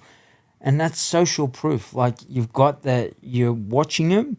And if I talk about consistency, high performance habits, scaling your business, we're a global business. We're, 1 minute we're doing domestic violence stuff, mental health, well-being, high performance habits, NRL, Defence Force, corporates, schools, framework for universities, framework for health services. And we're doing that ongoingly, and we're driving these cars, flying this way, living that way, dressing this way. Like, I don't just borrow the clothes. There's somewhere I don't just go and hire these clothes and hire that car and hire the house, and we wake up in that house. You know what I mean? If the house is, you can tell it's, you're struggling, the person's struggling. Hey, I'm going to teach you how to make millions. You just got to know and look at the consistency of the environment you're about to step into. Mm-hmm. I can tell you anything, but what you see will tell me everything. Does that make sense? Oh, that makes heaps of sense. Because that's very important. It's one thing I see a lot lately. Affiliate marketing is the biggest one that's become trending in the last 2 months online. And people are being honest. Yeah. It is good, right? If you go hard at it. Mm-hmm. If you're good at that sort of stuff, and that's you, go hard at it. We've got a sales girlfriend's great at it, and she was in the top 3 around what she does. You got to have a passion for it, though. You know what I mean? Yeah. If you're doing it for money, I'm lucky because the Kangen water, quality of life, cellular level, cancer in the water. All the top athletes, you look up who's using the water, Bill Gates, Trump, And then all the athletes, Tom Brady, Floyd Mayweather, like all the best in the world, Cristiano Ronaldo, like these athletes, why are they using it? What is it? Let's learn about it. So I asked the 10 questions. When I went to that level, I weren't happy with that. So I did another 10, another 10, another 10. Brody shows me his account, talks about legacy. See you later, shut the gates, I'm in, right? Because I've done enough research. And is he living, because he says he's free, well, he should have time on his hands to do what he wants, when he wants, with who he wants, as much as he wants. You look at his feed, he's 100% doing that, 1,000,000% doing it. So now I'm comfortable. You know what? He's all of what he says he is. I see it. I'm not just hearing it. Hey, bro, I'll change your life. 1 second, I'm just going to eat this cheeseburger. Come on, man. Like, I like that. So you have to have the passion behind what you're doing, as well as know that the person that you're going to be investing time, energy, and effort into is living the life you want to live as well. And then you can make your own discretion. But it also helps when you see it in person as well, you know? Absolutely. Just see, and even like watch their feed. Watch what they say, what they do. I'm going to be on a live at 6 o'clock tonight. I'm a high performance coach. Hey guys, sorry I see so many of these people. I didn't get in tonight. Something come up, but I'm here now. Fuck, you're full of shit, bro. You know what? If I can't make 6 o'clock because my partner or dog or family's in hospital, hey guys, I'm just jumping on really quickly. Sal's gone into hospital. My dog's been run over by a car. So sorry, but I'm going to do this and come back tomorrow night at 6 possibly. I'll get back to you and let you all know. That's a high performer. And then you can step into that space. Imagine doing that at an NRL club or a professional. We're at Manchester United and I say, training's at 6 and you show up at 6:30. You reckon you get run out on that field? I don't care if you're Ronaldo. You're not running on that field. He'll tell you that, right? Because the coach is going to say, mate, you're one of the best in history, but you don't set a great example. See that bench? When you decide to show up to training, we'll put you on the field. The same thing. Just watch that person and their actions, and that's what we are. We're just consistent, man. You won't see a chink in my armor. You can't pretend that. Does that make sense? Yeah. So look at the people. A lot of people are doing, and that's why people. I had someone on my feed the other night. We were doing a live, and they said, "Oh, you know, but there's I was talking about the program, and because someone asked a question, and he goes, "Yeah, but there's a lot of scammers online." I said, so what you're saying right now, and I mean this nicely, is that I'm a scammer wanting your money. Is that correct? And he said, I don't mean it like that, bro, because straight away I confronted him, but nicely, right? I'm not going to say, what'd you say, bro? Come meet me and we'll fight. It's more like, what makes you feel, I asked the question, what makes you feel that I'm a scammer? What part of me, so I know that I could be better as a business, makes you feel that I'm a scammer towards what we want you to get out of our program? And he said, I don't really know, bro. And I was like, so you just said that because what happens is a lot of people do scam online, so you feel I'm a part of those people. You've blanketed me. I said, what's that? That's going to stop you from growing. I said, even if it's not me, I tell people on social media, not many people will do this. I tell people during my lives, you don't have to sign up to my program, but sign up to a program today. You sign up to somebody else, send me the receipt, and I'll give you 1 month of my program for free. And like, who does that? What coach does that, right? Why? Because I just want you to take action. I'm a coach that wants you to take action. Even if I'm not the person you align with, go and do it. Stop talking shit to yourself. Too many people talk shit and get hit, and life's going to hit you hard, man. And if you don't have the skills to manage your emotions, spot fire. Too busy. Don't have time. Guess what happens? I invite people in. I don't have boundaries. Now I'm dealing with that person again. Another spot fire.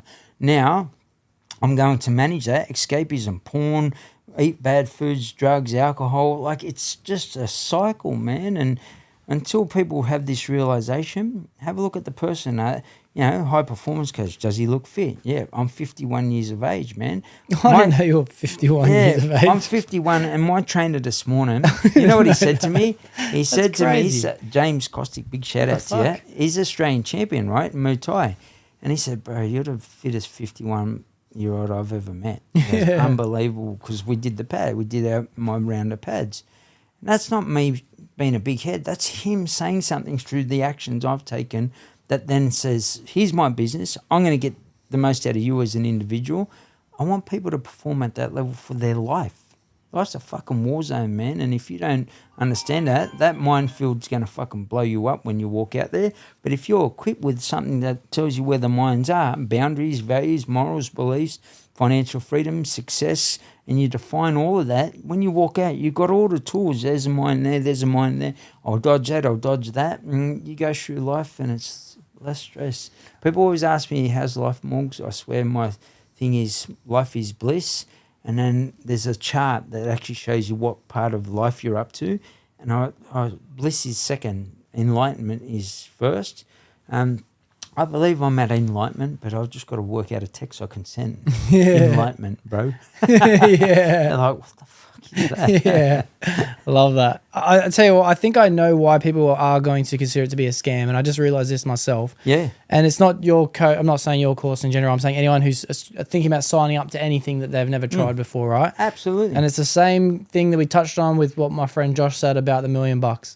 Is that I think everyone wants instant gratification right now. They want you to tell me, I want you, and I do, I want you to tell me how I can live your life without doing any of the work. Absolutely. That's what I want, right? And I think that everyone thinks, because there's, I guess a lot of people are trying to sell the dream, but they know that the work they're going to have to put in to get into that dream, to get the life they want is way too much work. So they go, oh, it's a scam. Yes, he's going to tell me what to do, but I don't want to do it. You know what I mean? And I think... sorry, my phone's ringing. I might just turn it off, to be honest with you. But I think that's why me have the hesitation, other people have the hesitation, and why people never take those leaps. And it's the same reason why I'm not saying I will get stuck into working 9 to 5 my whole life, but some people are stuck working 9 to 5 their whole life. Absolutely. It's because I'll tell you what it is. You've done something where you doubt yourself so much that now you blanket, just like that person that was on the live, you blanket everyone like that. So you go, Jeff can't be anything other than what I am, and I'm lazy to the life I truly want. It's bullshit, bro. No one can make that money. He got money from his dad. He got money from somewhere. Like, everyone's about something that happens within their life rather than saying, what did this person actually do and what we do, you know. People don't understand our corporate wellbeing programs. We go into corporations for 5 years. As an example, communities for 5 years. My dog's travelled more than most people, right? Literally everywhere, haven't you, Bubba? She's travelled with us like absolutely everywhere, and she's had a better life than most people. Why? Because she doesn't doubt it. She doesn't ask me questions. She's just like, what are we doing? I get in the car, where are we going now? Now we're at this location, now we're at that location. Loving life. But for us, don't blanket everybody with how you're built. So what I mean by that, when you refer to who's in front of me, Jeff's in front of me, he's got a program, oh, bro, he wants more money. That's the first thing that comes up. Do I want to give my money out? And then do I want to do the work? And once you do that, like most people don't want to do the work. That's the reality. And that's why there's a small percentage that become millionaires in this world, and a small percentage of what they call the elite within the population, because if everyone could do it, they'd all do it. But you've got to get up and you've got to grind, and you've got to do it on days where I've done it for a month. Even last year, we had this real weird month where we're reaching outreach, and every day we're sending out 100 emails to cold call different organisations. Or we're getting contacts. Give us 2 contacts, and they're all sending it, right? And we're sending email, hey, so-and-so sent us.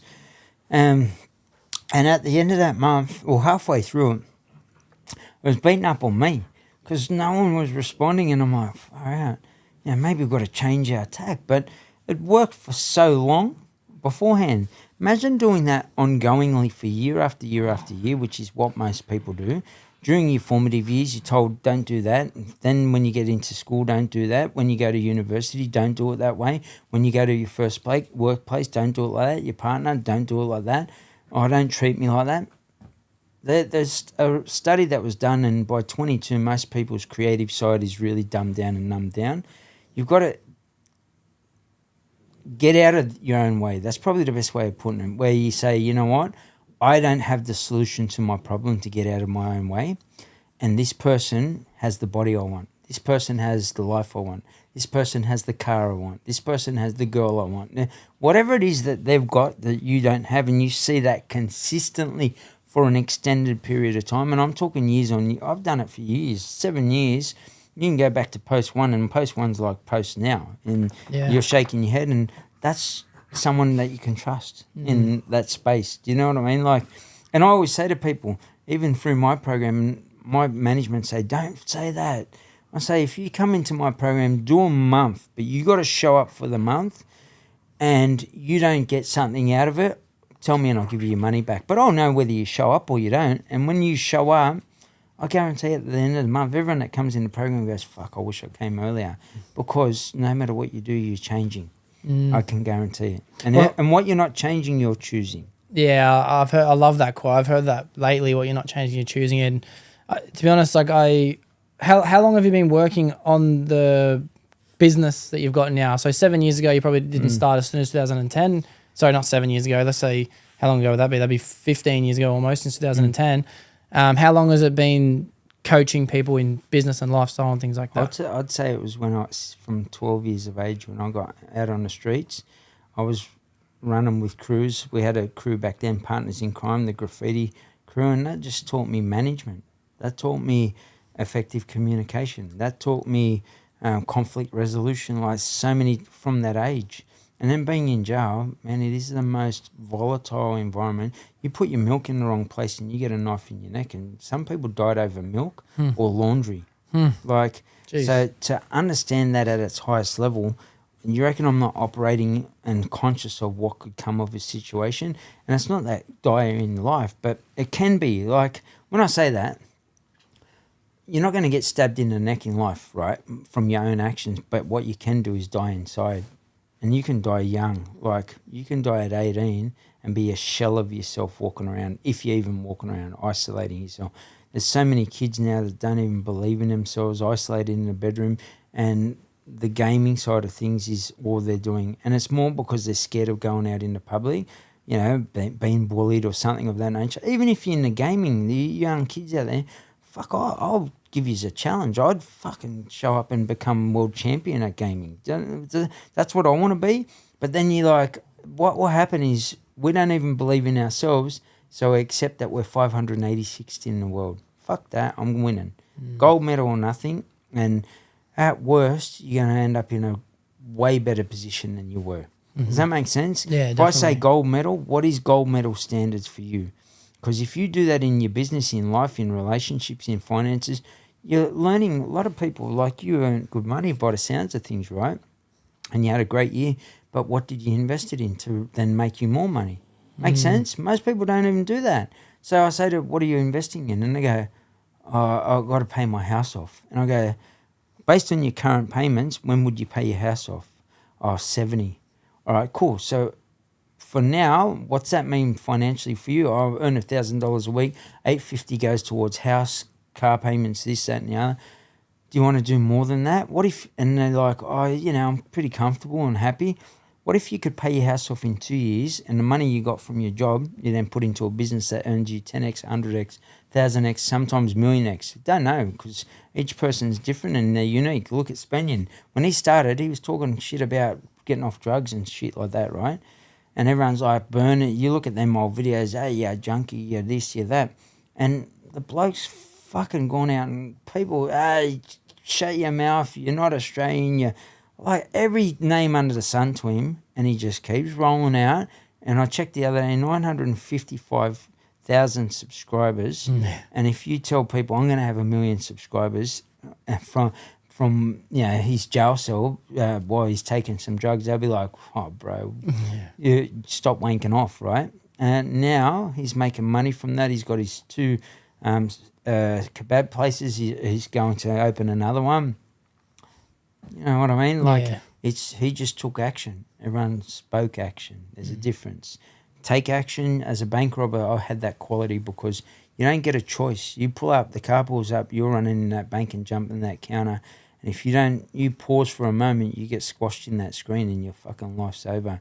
And even then, you've got to make a decision to go all in, because when you run out, police are there. Who says that they're not going to shoot you dead center in the head? And that, that to me is a high quality that I've transferred into business. I'm just going to do. I'm going to think. I'm going to run in that bank again. And when I say bank, life's the bank. Yeah. And I'm going to just do what I do. And Situation. everything Yeah. is learning. You didn't fail, you didn't fuck up, you didn't make a mistake. Don't use negative words. That's my advice to everyone. You choose to do you. You can say, yeah, but we all fail, bro. Great, you do that. I learn a lesson from it. So I shift the narrative. My perspective is different than yours. And as soon as I say, oh, let me tell you about my failures and, it was a hard life. I wish I could have. But all these words bring what emotion and feeling and energy to this podcast. Or if I say, I'm a fucking committed, determined motherfucker, you get in my way, I'm going to steamroll yourself and crush you. You're going to be number 2, I'm number 1. That's it. And people go, arrogant, fucking ignorant, wanker, because that's just the nature of Australia, right? Tall poppy syndrome, shooting down. When you get good at knowing who you are, I don't have to worry about what somebody else says. And Spanian, once again, is a great, have a look at the feed. Dickhead, get off here, do what you're going to do. Do you reckon when his bank account goes up and, X amount drops in every week, he's worried about what you're saying on it? Do you reckon I'll worry about what people... Oh, you don't have that money, mate. All right, see you later, bro. Take care. I have to... I could show people my bank accounts and they'll probably say, that's a screenshot. And then I'll go, here, look, I'll log out and I'll log back in. And they'd still fucking doubt it. People just find a way. I don't need to explain that to somebody. It's just your time, energy, and effort of what you're teeing off onto. I'm going to explain to you, here's my bank account. But hey, look at this. I promise you, just sign up to me. Do you ever want it because you see what you want? And that's your biggest sign in this life to get through life. Get the fuck out of your own way and just listen to the person in front of yourself. And if they're doing it, go in and say, I want that. And if that's what you want, surrender. Open up and say, I'm going to listen and learn. Hey, first step to this is this. And I wouldn't do it like that, but, nicely. And you say, beautiful, I'm going to apply that. And as you're going along, shit, I made my first sale. I'm trusting this person now. Whereas if you've been burnt before, cheated on, let down by friends addict you or whatever, you're going to blanket the whole world with it. You just got to open up and say, wait, I'm going to trust this person. And when they show you, because you've set boundaries, you know what your values are, morals, your direction, intention, goals, dreams, aspirations. This person's creating a spot fire for me, not once, multiple times. You know what? Me and you used to be friends. See you later. I'm out. It's not my business. And once you get into that position, it's a beautiful life. I'd rather have one true friend than have 1,000 associates.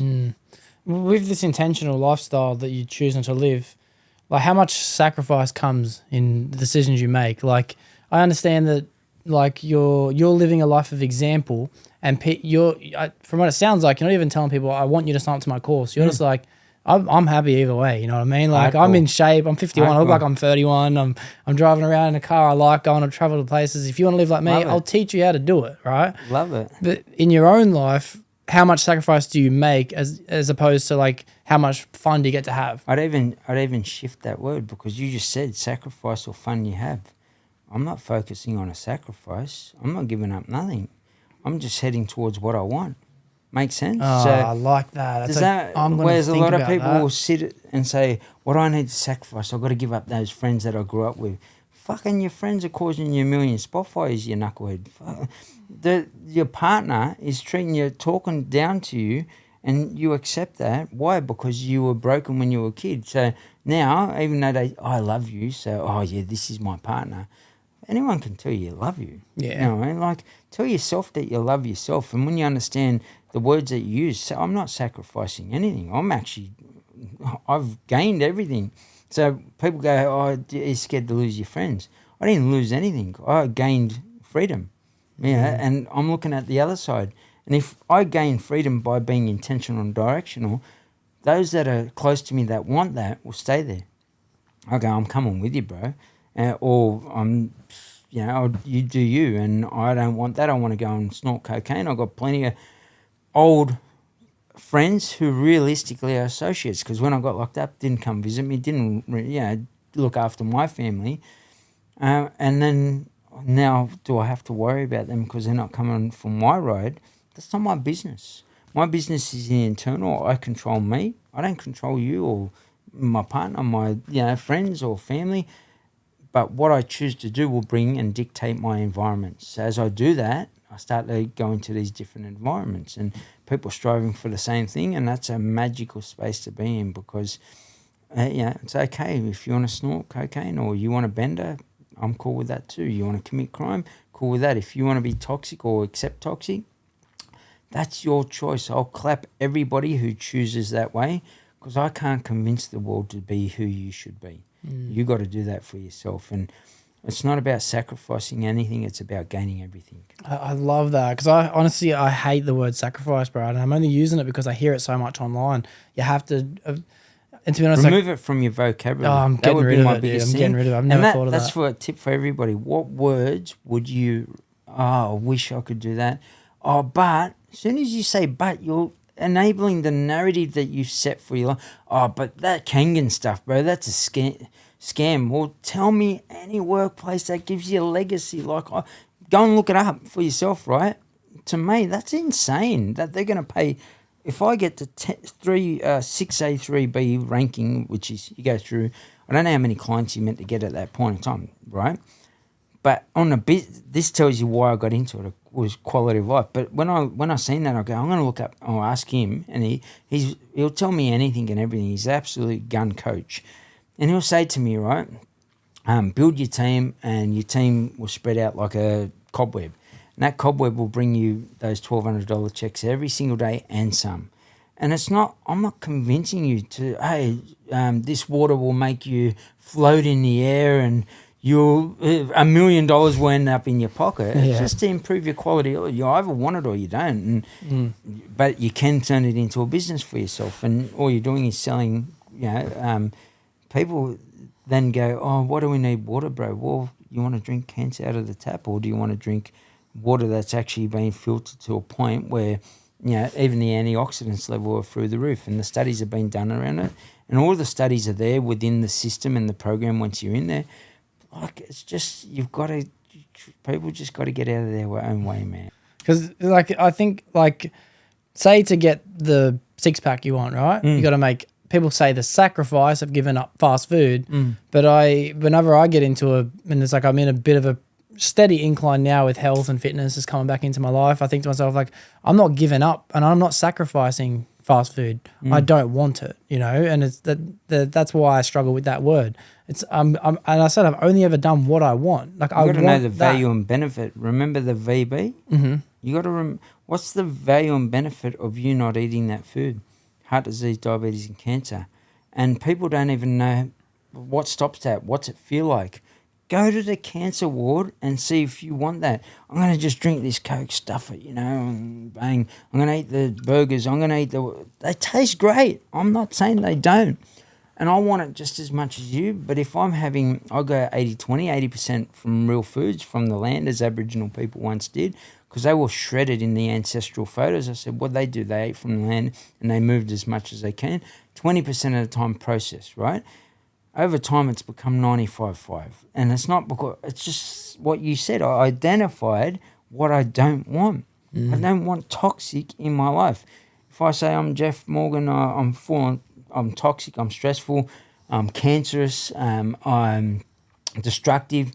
Anyone want to date that? There's no one that wants to date that person. So why do you date that food? Because you tell yourself that it tastes yummy. The pretty girl, the pretty guy, they look yummy, but they're destructive. They're spot fires. And that's just going to crush your life and any part of life that you want. So I've got to say, what's the value and benefit of me eating this way? And it's not about the six-pack. It's about the quality of life, of me not getting heart disease, diabetes, and cancers, which is directly related to your visceral fat, right, or the body fat that you carry. So if I'm minimal body fat, my chances of heart disease and diabetes go down. I've put myself in those wards and I've had a look at those people, and I just don't want to be that person. You ever, mate, go and ask anyone that's on dialysis what it's like and how many hours they spend in a hospital 3 times a week. 5 hours each time they get that treatment with something in their arm, not my cup of tea. Thanks. I like the burgers, I like sugar, but you know what? I like life better. From the life that you lived before to the life you live now, how many people are an example like you that you can think of? Is there many people that and I feel like you're an extreme example. I understand what I'm asking the question, but like people always talk about the fact that you have to let go of the people in your community to be able to grow and become the person that you want to be, right? I struggle with that. I don't like the idea of having to lose the people I hold dear to my heart. I only pick and choose the friends that I like. So like, I'm curious, like, did you have to completely change your environment surrounding network in order to grow your network and do this? Or did you keep what you already had and just add addition to your life to make it better? I'll answer your one first, right? You don't want to lose people based on how you're currently built. But if you want more from life, you're going to gain freedom. Does that make sense? It makes sense. So what that means is, for me, I just had to, I could have a community that felt safe in Redfern, even though it was the most notorious street. Cab drivers wouldn't go there. Coppers wouldn't drive down. People wouldn't walk down. There's no chance. And people go, I walked down there once. You're full of shit, because I guarantee you wouldn't have got fucking halfway down the street before you got robbed, punched, fucking, like, it was just relentless, right? The thing is, I told myself that environment was okay, and I didn't want to lose them. And in 1991, when I moved out of there, I didn't lose them. They were still there.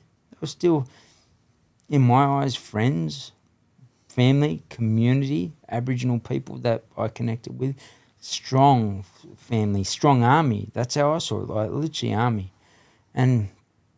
But I didn't lose them. They were still there. And your mates are always, the people you grew up with will always be there. And I can guarantee I go back and they're still doing the same things. You know, whether it's snorting cocaine, whether it's some of them started businesses, had families. But not many will transition into the new world, because you've got to let go of the old world. And the old world is what you got comfortable with and what you've grown to know. And what you don't know is fearful, causes you anxiety. Jump in water and find out when you're in deep water, and you'll go, shit, is there a shark here? But once you do it often enough and you jump in that water, you're like, I love the feel of the ocean. I'm going to actually snorkel down, and if a shark comes, I'm going to enjoy the moment. I used to be scared of sharks. Like, if I didn't see the shark coming, that would be a problem, right? Or I just seen the fin at the last moment. But diving down, if I was underneath and I had goggles on and a shark came, I'd actually sit there, and I've seen enough videos to say, don't panic and just sit. Obviously, if one ran the ball up, that might become a bit of a problem. Even then, not, swim off. Keep yourself low, keep yourself where you could. But in general, it means that you've challenged yourself to go into an environment that was once inconceivable.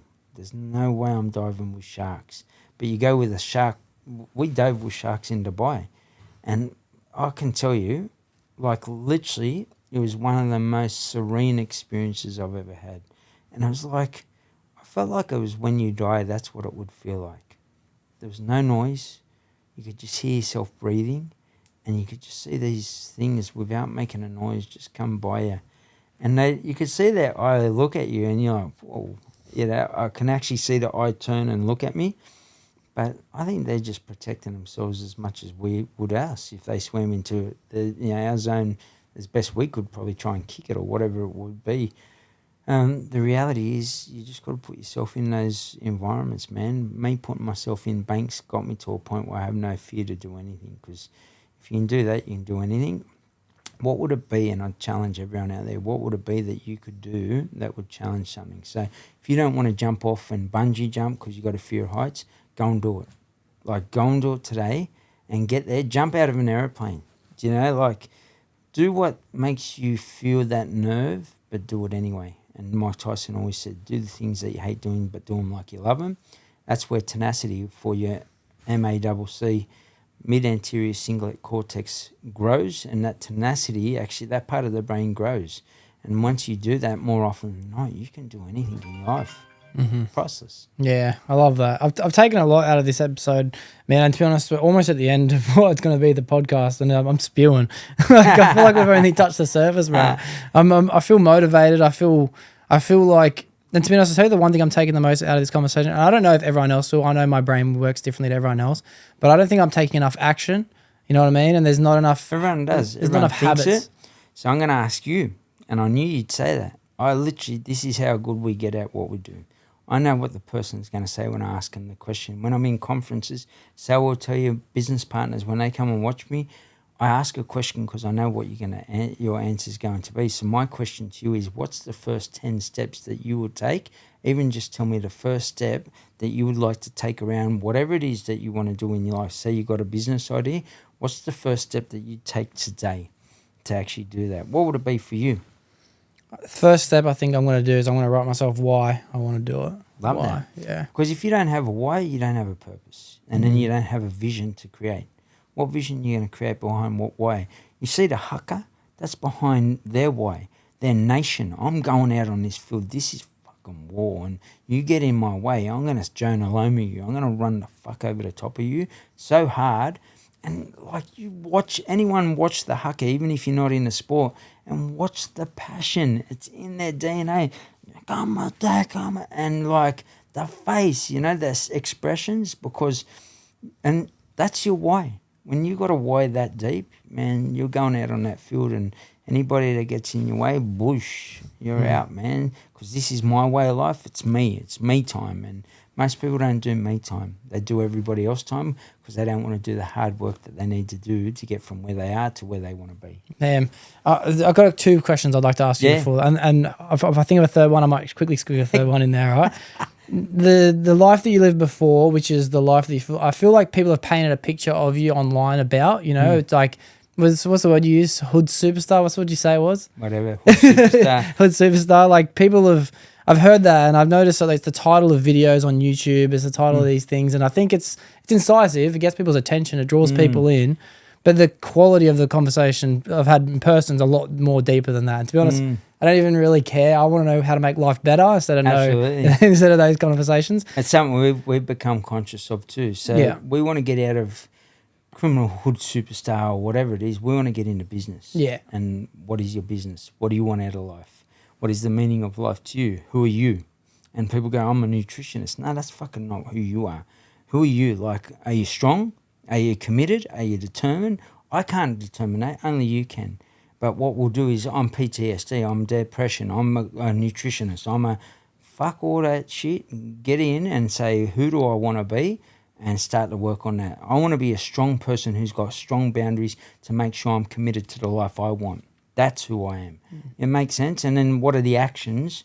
Because not just the inspiration behind the words, what are the 10 actions behind commitment to yourself? 10 actions behind dedication, 10 actions behind action. What is action?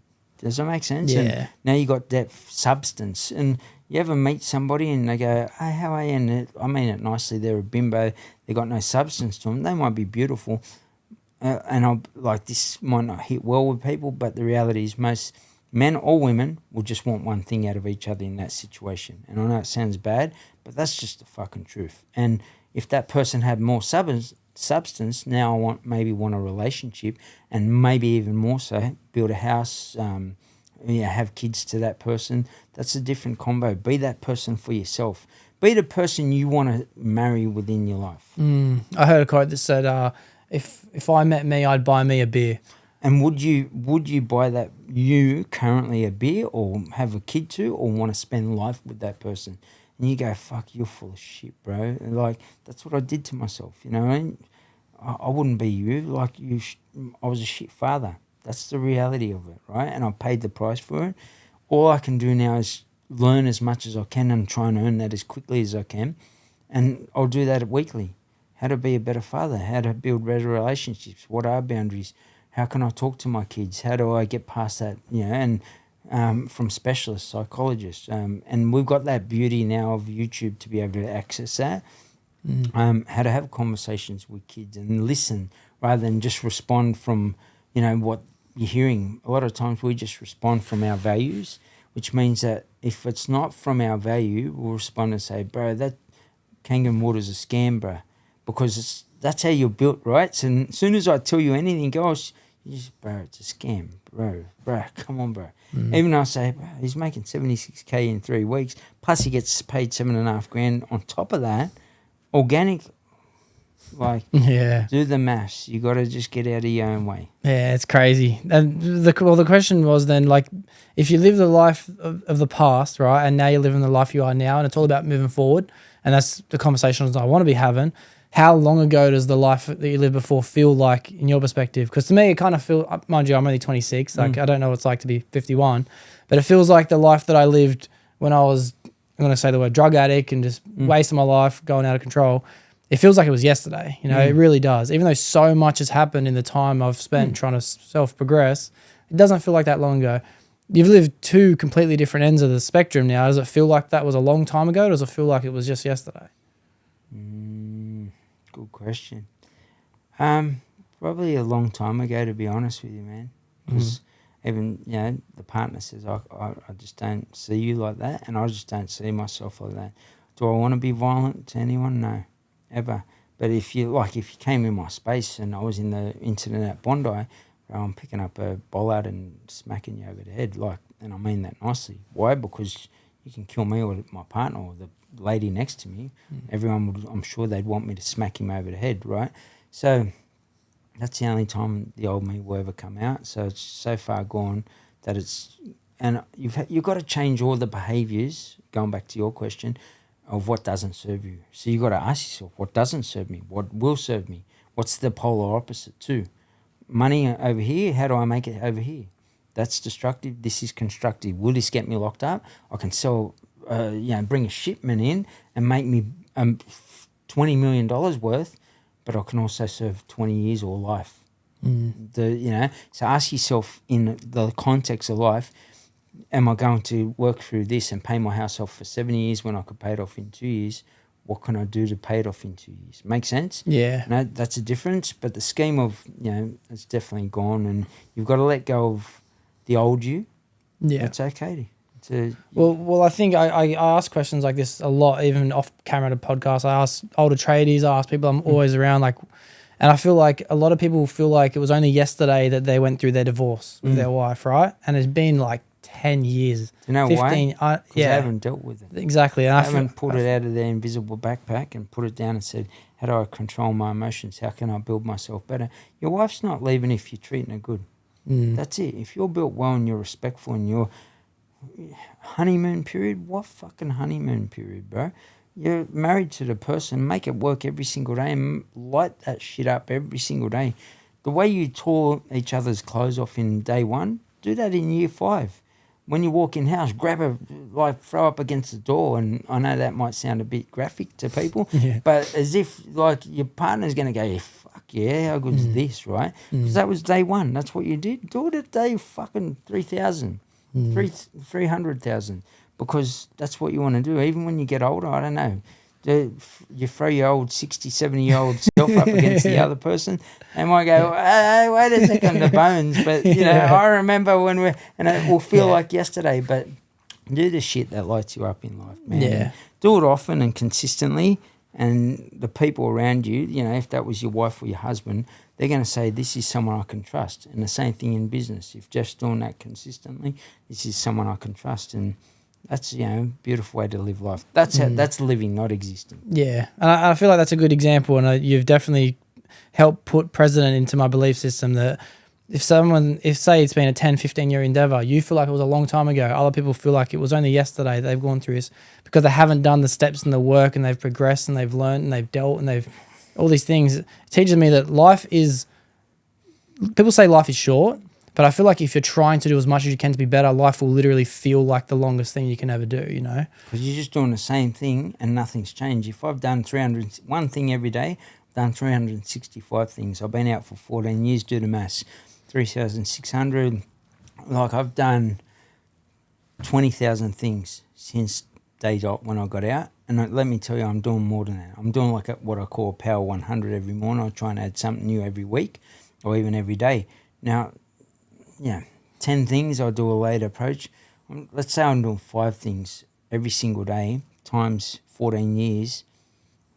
It's a lifetime ago that I was in crime. Yeah. Makes sense? When I'm going to work and I'm just sitting on the train and I get into work and talk shit. Hey, Harold, how's the kids? Yeah, good, mate. See the footy on the weekend? Yeah, bro.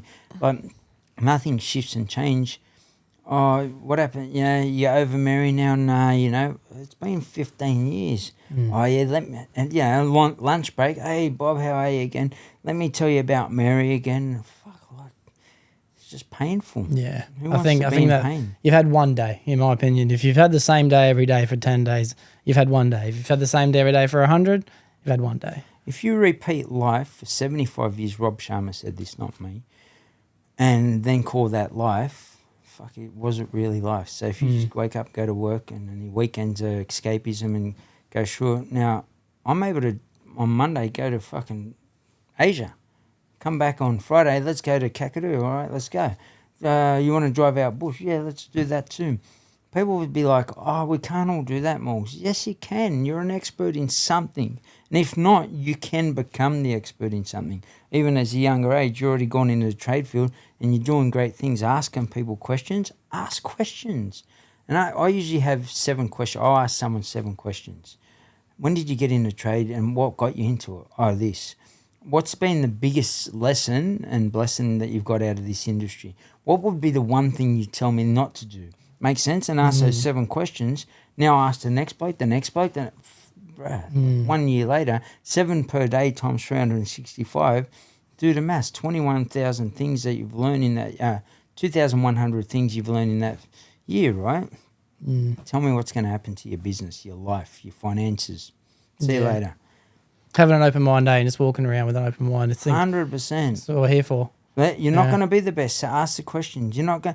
I'll ask questions. I'm a qualified nutritionist, and there's things that Sal will ask me about foods, and I've never heard of that food. Or does that mean I'm dumb? No. I'll just jump online. Let's have a look at it. That word, I don't know it. Let's have a look at it. How can I use that in context of situations or conversations? And then I'll use it at a conference, or I'll eat that particular food. Be open to everything, man. Yeah, Process. I love that. I love that. All right, well, I've got one final question before we wrap it up. Before I do ask you, I just want to say thank you so much for coming and giving me the blessing of this episode, man. It's been an absolute pleasure. I'll come back to the thank you in a minute, but I ask this same question to everyone that comes on. It's been 122 weeks in a row, same question. Hectic. And every answer is different. There's no right or wrong. It's just from your perspective. If someone came to you because they were feeling depressed, mostly because they were just lost, what advice would you give that person? I'd say to them, what is the best solution to the problem you've got right now? Because that's going to teach me their ceiling of knowledge. And what that means is they're usually going to be able to deal with things based on their level of knowledge around whatever it is in life, trades, depression. So if they go, I don't know how to deal with it, it means they're stuck. So at that point in time, then I could give them the solution to their problem. And that means, me more so, as if I wasn't this coach, that would still be my advice to yourself. But learn a strategy that you could pass on to that person. What I do is meditate. What I do is journal. What I do is sleep properly. What I do is unpack my thoughts and then create solutions. Whatever it is that you learn to pass on to that person. Because most people in general will sit and talk about the problem, and then tomorrow we'll talk about it again. And the more I lift this weight, do I get stronger on my muscle group I'm working? So if I keep talking about, hey, guess what? I broke up with Mary. Guess what? I broke up with Mary. Guess what? I'm strong at it. And I'm going to feed that depression, that thought, and what you look for, you'll find. So my biggest tip is ask the person, what's the solution to the problem you've just told me about? And they go, I don't know. And that means that they don't know. But when you ask that, make sure you're equipped with one strategy. Hey, what I do is I X, Y, or Z. And be able to pass that on to somebody. And that'll just, and make sure when they give that to you, when they talk about that, don't go and talk about it to somebody else. I've never heard anyone say that. You gold. If I don't trust you, I won't come back to you. And that means I just isolated him. I'm not going to talk about it no more, because when I talk about it to Jeff, he went on social media and told the whole world, fuck that, I'm going to isolate. And now, they just get deeper and deeper until maybe they check out from this planet. Losing a brother and sister, that's the biggest thing out there. We don't equip ourselves with the tools, right? Even that. How do I help people around suicide prevention or depression? Because it's not my job. Well, realistically, if your friends matter to you, learn those strategies, because it might just save their life and might even just save your own. Priceless. I've never heard anyone say that before. Don't tell a single soul. That's such a valuable point to chuck in at the end there as well. Because, I think that if people are coming to advice, maybe sometimes they do know the answer to their own problem. So just asking them, what's the solution to your own problem? You might even just kickstart them in the right direction anyway, you know? And what's stopping you, if they know it, what's stopping you from applying that? I'm too foggy. How about I meet you and we both walk down by the river or whatever it is, right? And then they go, that'd be awesome. Beautiful. Let's go. And even then, when I walk with them, I just enjoy and let them be. This, that, and the other, and dump it off to yourself. And then just listen. And I usually let them sit with it, and they'll come out and say, I should take that action, or whatever it is. And I say, well, it would definitely move you towards getting out of this space. Would that be benefit to you? And they'd say, yes. I'd say, how can we make that happen? Do you want me to come and sign up for that course, or go and talk to that person? And that way you're creating a solution with them. And I'll take 2 seconds. And if they're your family or friend, then 2 seconds of your time ain't bad. Just make sure, I always say, don't keep bringing spot fires to me, because if you're not willing to grow yourself, then I'm going to remove you from my circle. And doesn't mean that you're going to get it right the first time, but if you try and do that, I'll keep you in the circle. But if you're not trying and you just want to keep telling me you're depressed and yeah, it's just not someone I want in my circle. Yeah. No, I hear that. That's facts. I love that. Man, I love this whole episode. I'm absolutely spewing. We have to wrap it up. I want to pick your brain for the rest of the day. No, yeah. Good. I couldn't thank you enough. If you're ever up for it, I'd love to have you back on for another episode. Anytime. A lot of people say that. And it's, a lot of people I've done, they go, this is the first. I've done a second podcast with and you're the first person I've done the second one with. That's how deep I've unpacked myself and how much depth I've got. And that gives you depth within your life. So step into that zone if that's the person, where the people that can help change your life. We've got a 3-day trial. You can come in, free 3-day trial. My advice, if you are going to do the trial, sign up on a Thursday night, because you get the Friday, Saturday, Sunday morning, 7 a.m. Sydney time, 1 hour sessions. They're all recorded, so they're in the group. So even if you're working on whatever it is, you can come back and then you can ask a question in the group. But come in and have a chat, man, and watch what happens. If after a month you don't get out what you want from that and start seeing yourself shift, you've got to take the action. So what happens, we do the workshop, I get you to post it in the group. I say, everyone post this stuff in the group. It's a safe space. And then we get people to, that means that you're working on yourself. A month later, people are like, do you want to jump out? They're like, no, man, I'm staying. Yeah. And we the only people that leave are the people that just don't want to do the work. That's it. Yeah. Yeah, no, it's bullshit. It's not for me. This is too much pressure or whatever it is. And I'm like, okay, how could we help you deal with the pressure? Instead of 10 questions, could you answer one? No, bro, it's like I want my money back. Like, it's just people just don't want that. And even then, I'd give you your money back. Like, if that's what you take care, brother. Yeah. I want you to be happy. If you feel that your happiness is sitting in toxic, I wish you all the very best. Here's your money. I don't want your money. I want the outcome. I want to see you win. And that's all that's why I do it. That's my way. See you win just like we do, and live life, man. Travel to the countries you want to travel to. Have your dog travel with you more than, people wish they had her life. Travel to the location she's been. Stayed in the hotel she stayed in. That's crazy. Yeah. Yeah. Awesome, man. Well, honestly, I'm gonna put a link to everything in the description below, to your course, to your Instagram, to the YouTubes, everything that you're doing. I couldn't thank you enough. I'd love to do another one in the future. I'm actually going to go listen to another podcast and finish the one I was doing with you on it before. Listen to that. But yeah, man, it's been an absolute pleasure, and yeah, can't wait to speak again. Mate, thanks for having me, and I appreciate anyone that gives up their time, energy and effort towards any space. And what you're doing is creating a space where people can learn from. Please do yourself a favour. If you're not subscribed, hit subscribe. And if you can, listen and learn from anyone that comes on any podcast. We all have a story, and we all got lessons that become blessings when you listen and learn. I love that. Well, thank you. And for everyone listening, thank you as well for making it to the end of the episode. It was an amazing week this week. There'll be another one next week. That's a wrap. Dang, bro. Nala, we finished now. Look at Nala. She's like...